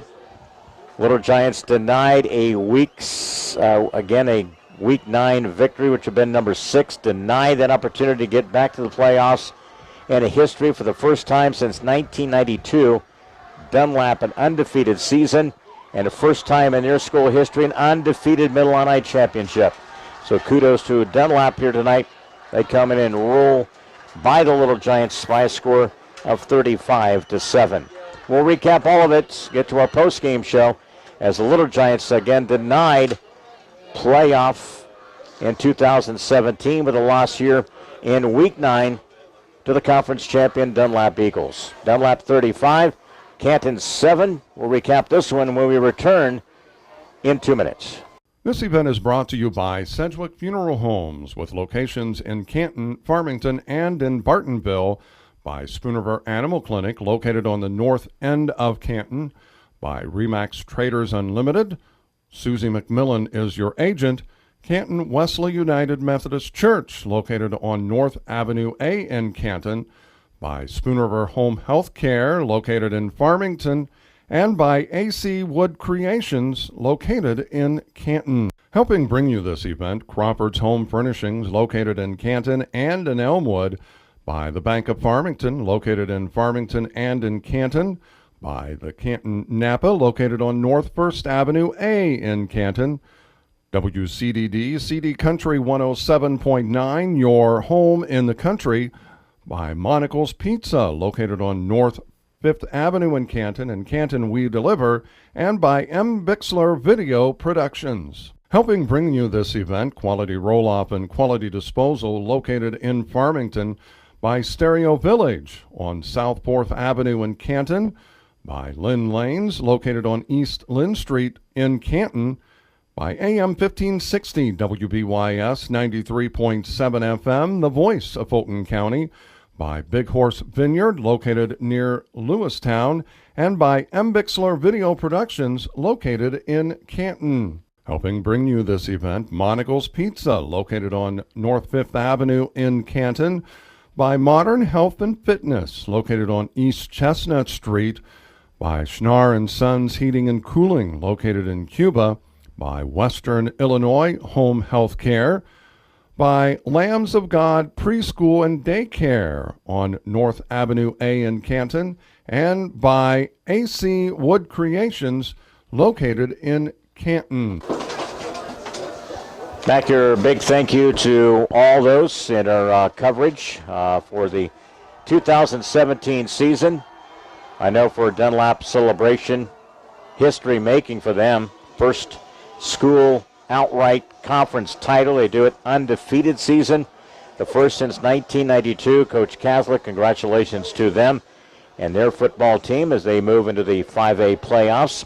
Up next is our post-game show, and it's brought to you throughout the year by Monocle's Pizza. Perfect post-game stop at 135 North 5th in Canton. Again, a sad one for this Little Giant program. And again, for denied a position in the playoffs. And I know there would have been opportunity to get back to the semifinals, but not to be in 2017. And again, for the scoreboard tonight, let's take a look at a few of those scores are brought to you by Just Tees and Hair and Nail Salon at 3 Little Giants Plaza, North Main in Canton. Scores tonight, we begin in Canton. Dunlap defeated the Canton freshmen 35-12. Varsity tonight, Dunlap 35, Canton 7. Also in the scoring tonight, finals in the Mid-Illini, Pekin 56. Limestone again loses again and did not win a game during the regular season. They finish again winless. Pekin 56, Limestone nothing. Metamora a win at East Peoria tonight, 35-6, and Washington pulls away late and beats Morton 40-20. So they will share, again, they will be second place in the conference. And again, they will finish. And again, as we take a look at the standings there, Washington will finish 6-1, Dunlap 7-0, Morton 4-3, Canton finishes at 3-4, Metamora with a win tonight, they finish 4-3, Pekin at 3-4, East Peoria at 1-6, Limestone at 0-7. That's how the conference standings finish of the regular season. Tonight's finals in the Prairie Land. Abington Avon comes back and beat Havana in a thriller there, 34-33, denying the second win of the season by Havana. They lose tonight, 34-33. At Scioto tonight, West Prairie Bushnell 34, North Fulton 6. Elmwood Brimfield breaks their two-game skid. They win at Rushville Industry 60-20. Also Farmington, undefeated season. As we take a look at that, undefeated season, and one of the things that was sent a note from Coach Casey Martin that the Farmington won undefeated 1945, 1946 undefeated, 1949 and 1950, and they do it 2016 and 2017. So our congratulations, Farmington, back-to-back undefeated regular seasons, 46-14 over Lewistown, Knoxville 60, Peoria Heights 26. Late in the game, Illini West leading South Fulton 36-8. Peoria High 36. Galesburg 28. Macomb gets a win, 56-6 over Mohammed Seymour. So that's a win. It's a surprise playoff point. So, maybe the 5 wins. I know enough points in when you take a look at it in 4A.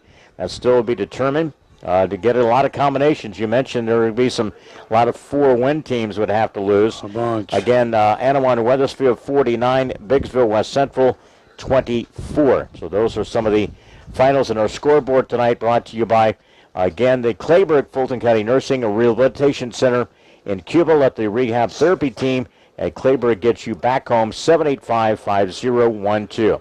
We'll recap the scoring in this one, in which the Little Giants lose 35-7. And on this senior night, tonight a win number 6 to get them into the playoffs in 2017. Back here with more from Ron Fahnestock Field in 90 seconds. This event is brought to you by Sedgwick Funeral Homes, with locations in Canton, Farmington, and in Bartonville, by Spoonerville Animal Clinic, located on the north end of Canton, by Remax Traders Unlimited. Susie McMillan is your agent. Canton Wesley United Methodist Church, located on North Avenue A in Canton, by Spoonerville Home Health Care, located in Farmington, and by AC Wood Creations, located in Canton.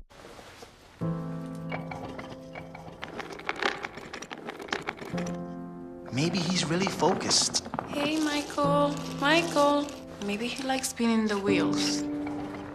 Maybe he just loves trucks. Maybe he's just being a boy.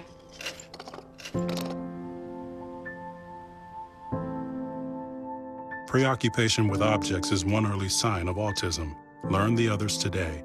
The sooner it's diagnosed, the better.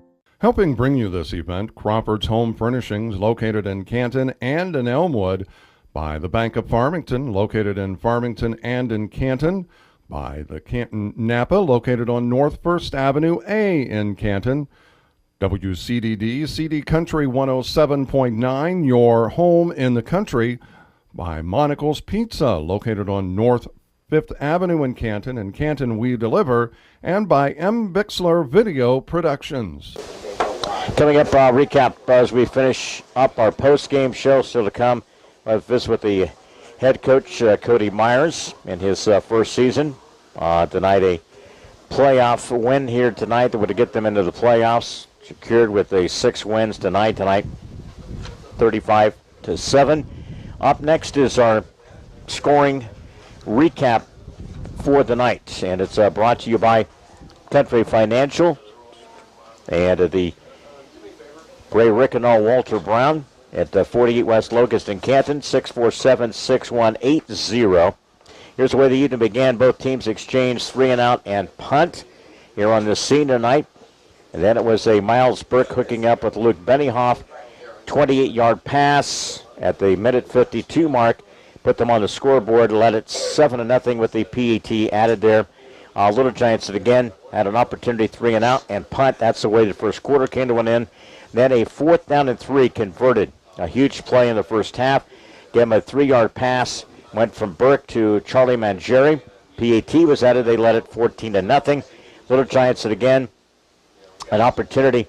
Again with that score of 14-0. That's the way we went into the halftime. So again, we're defensively shut down on a 4th down and 9. Did not convert in Dunlap territory, and it was 14-0. Big exchange. Kent was forced to punt, then recovered a fumble. Nathan Lucas again returned it 30 yards. Again, Little Giants again were forced to punt, denied in Dunlap territory. So a couple of different times in that swing. And then on 4th down and 4, again, Canton failed to get that. And then it was a 95-yard run from the line of scrimmage there, deep in their own territory. Luke Benioff, 95-yard run. PAT was added. They led it 21-0. Then they added another scoring at the end of the third quarter. 29-yard run by Luke Benioff made it 28-0. They added a run by Philip Eunice, 39-yard run, made it 35-0. Then late in the game, it was a fumble return there by Nathan Petty, 84 yards. That was at 5:08 left, and PAT was added. That's the way the Little Giants got on the scoreboard. But that was going to be the history finishing out this 2017 season, and denied a playoff opportunity by losing tonight 35-7. That's your scoring drive.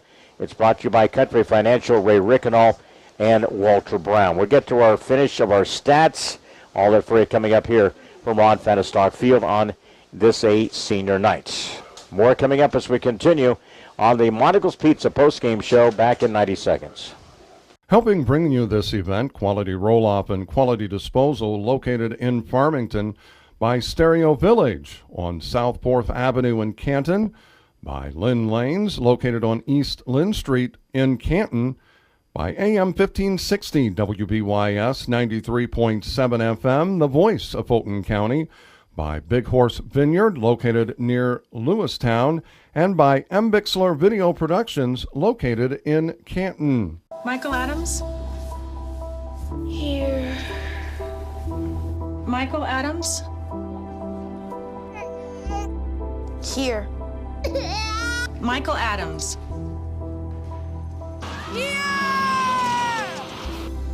Michael Adams. Students who miss 18 days of school in any grade risk falling behind and not graduating. Absences add up. Keep track at boostattendance.org today. Helping bring you this event, Monticle's Pizza, located on North 5th Avenue in Canton, by Modern Health and Fitness, located on East Chestnut Street, by Schnar and Sons Heating and Cooling, located in Cuba, by Western Illinois Home Health Care, by Lambs of God Preschool and Daycare on North Avenue A in Canton, and by AC Wood Creations, located in Canton. Up here, Little Giants again. Tough night to lose on this senior night, and tonight a trip to the playoffs, but history-making night, first in the school history, undefeated. First time regular season since 1992 for Dunlap, and first time undefeated in the Mid-Illini Conference. So congratulations to Coach Caslett and their crew over there. They've done a fantastic job this season. And again, a clean slate through the Mid-Illini Conference. And again, only a couple of teams have won a championship since 2003. Canton is one of those. Washington and Metamora are the only other teams. Now Dunlap is another one of those teams since 2003 to win a conference title. See how a lot of things have been. Washington has really been the team to beat here as of late.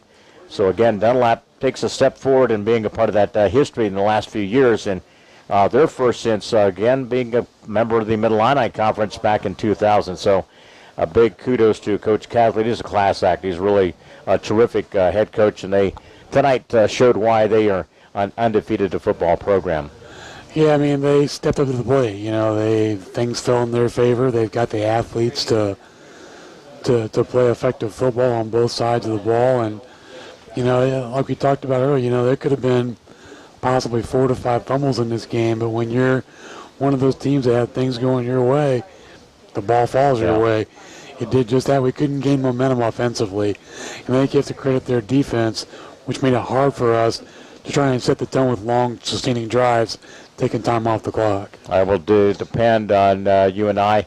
Covering could be a possibility of doing some North Fulton. They're in the playoffs. I know Dakota's going to handle some Farmington stuff. We'll see how that all shakes out after tomorrow night. Here is the game stats are brought to you by White Oaks and Canton. It's rib night. That's coming up tomorrow night from 4 till 7 at White Oaks. To pre-order a full rack of ribs by J&C Smokehouse. Call 647-8372. Tell them you heard it on WBYS and get 10% off. Let's get to our numbers tonight. And I know a disappointing one. Turned away 3 straight wins and denied a chance to get back to the playoffs. I know that we wanted to keep this machine rolling. And again, the Little Giants denied that tonight by a score of 35-7. Bobby, the final numbers to wrap up our 2017 coverage of Little Giant football. All right, Leon, for the Dunlap Eagles, Jake Johnson had 2 carries and 6 yards. Luke Benioff, 14 carries for 207 yards and 2 touchdowns. Jackson Chatterton, 1 carry, 1 yard. Miles Burke, 4 carries, 2 yards. Quinn Mullally had 1 carry, 2 yards. Philip Eunice, 3 carries, 62 yards and a touchdown. Deron Montgomery had 1 carry for -2 yards, and Isaac Guyton, 2 carries, 5 yards. Rushing totals 28 carries, 283 yards, and 3 touchdowns. Passing for the Eagles, Miles Burke was 9 out of 15. No interceptions, 93 yards, 2 touchdowns. Receiving, Isaac Guyton, 5 catches, 49 yards. Derek Passmore, 1 catch for 8 yards. Charlie Mangieri, 1 catch, 3 yards, and a touchdown. Luke Benioff, 1 catch, 28 yards, and a touchdown. And Hank Klemko had 1 catch for 5 yards. Receiving totals, 9 catches, 93 yards, and 2 touchdowns. Total offense for Dunlap, 283 yards rushing, 93 yards passing, a total of 386 yards. Time of possession, 21 minutes, 37 seconds. For the Canton Little Giants, rushing, Nathan Lucas, 6 carries, 28 yards. Drake Yerbick, 5 carries, 14 yards. Clint Wells, 15 carries, 30 yards. Ethan Magnuson, 11 carries, 43 yards. Rushing totals, 37 carries for 115 yards and no TDs. Passing for the Little Giants, Clint Wells was 2 of 10, no interceptions, 36 yards and no touchdowns. Ethan Magnuson did not complete his only attempt. Jake Smith also threw 1 pass and it was not complete. Drake Yerbick was 1 out of 2, 1 interception, 19 yards and no touchdowns. Passing totals, 3 out of 14, 1 interception for 55 yards and no touchdowns. Receiving, Clint Wells, 1 catch, 19 yards. Drake Yerbick, 2 catches for 36. Receiving totals, 3 catches, 55 yards, no touchdowns. Total offense in the game for Canton, rushing, 115. Passing, 55. Total of 170. Time of possession, 26 minutes, 3 seconds. All right, thanks, Bobby. And final comment here, our coach's interview is brought to you by Big Rack Steakhouse, North Main and Canton. Enjoy a quick lunch and soup and salad bar every day at Big Rack Steakhouse in Canton.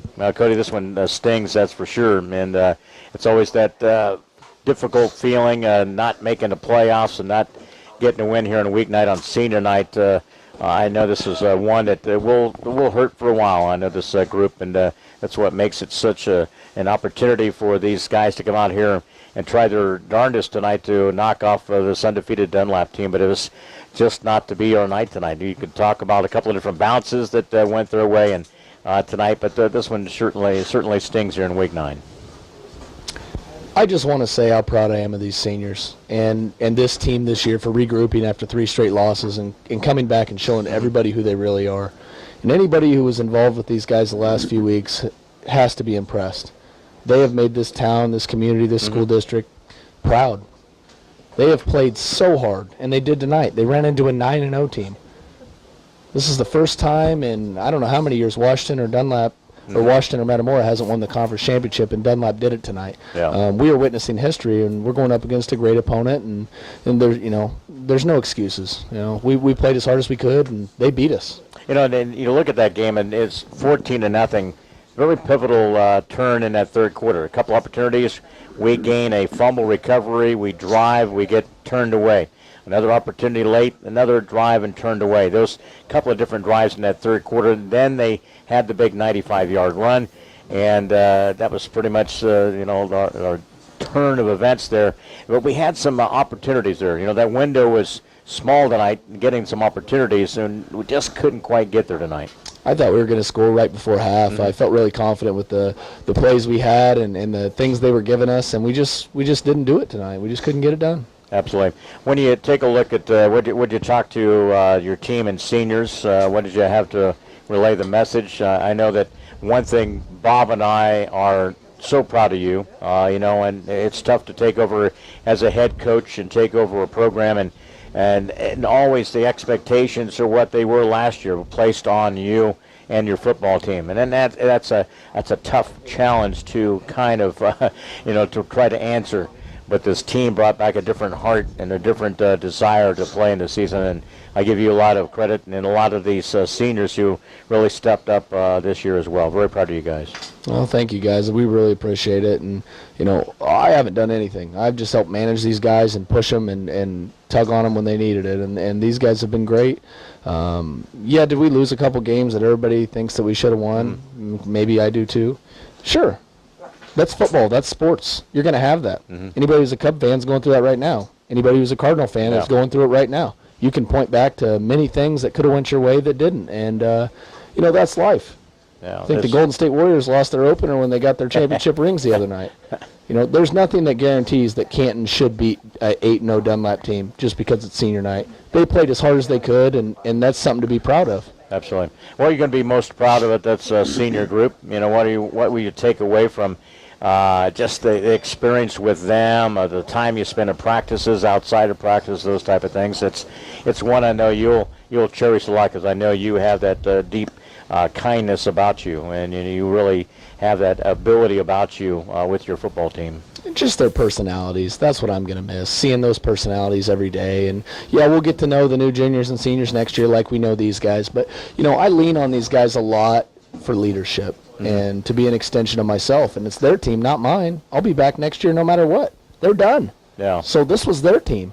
And, I help them and give them a lot of opportunities to whether they decide what we're going to eat for breakfast or whether they decide how much conditioning we're doing. I mean, I give them guys a lot of rope, and you know what? They did a great job of helping me this year. Yeah, it's one of the things I look, and this will be my kind of my mental image, and it'll see number 40 sitting on the sideline on the bench to the near side here, and that was kind of the sad moment of this particular way that this ended here, isn't it? What a season Mags has had. Yeah. What a turnaround he's had the last 2 years to go from linebacker to one of the best running backs that I've seen here. Yeah. Not all time, but in my 4 or 5 years, he's run the ball really hard. Yeah. I think he has 700 yards this year. What a great season for him, and what a nice little addition he was to help Clint in the backfield after Jace, went down last year, and got to be proud of that. Absolutely. Cody, always appreciate. Thanks for all the time. I know we've corresponded, text messages, a lot of different things, and we always appreciate it. You make us really feel a part of this football program and the team, and that means a lot to both Bob and I, who had our scene of times of on the road and travel and everything like that, but it means the world to us, and we do anything to go for you, the distance there, so you know that. Yeah, thank you guys, and you guys are welcome. You guys love Little Giant football just like I do. Absolutely. Well, we'll rebuild, take a little bit of time off. We'll chat with you, Coaches Roundtable, and we'll finish it out and talk some good positive stuff. How about that? Sounds good. Thank you. Thank you, Cody. Appreciate it. Wrapping things up here, take a quick time out. So back here in 30 seconds.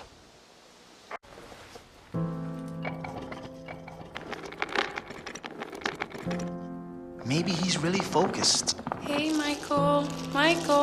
Maybe he likes spinning the wheels. Maybe he just loves trucks. Maybe he's just being a boy.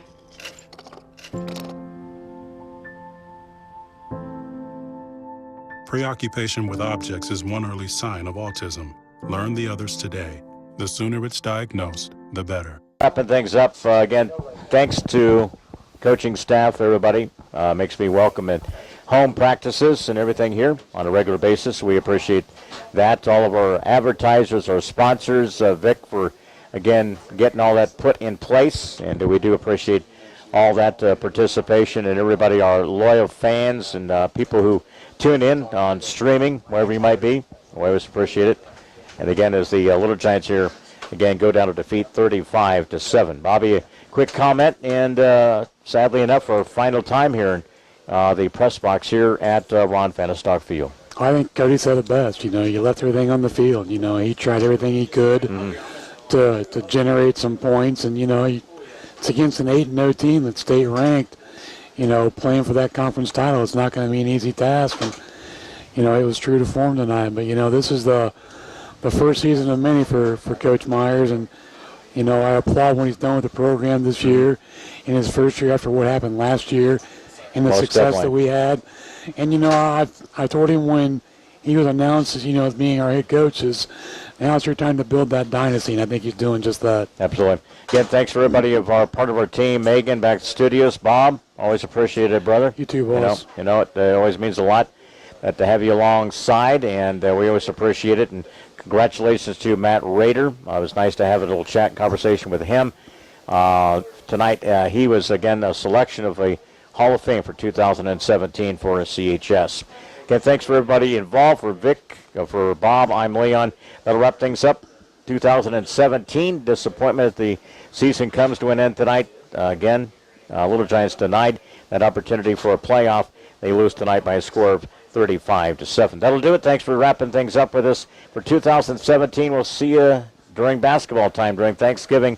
More coming as we continue for MBix for video production. Everybody in part of our, again, Prairie Radio Communications here, sports, and more coming up as we continue here. I'll see you tomorrow morning with Coaches Roundtable live on Sports Saturday from Hy-Vee. Have a great night for football now.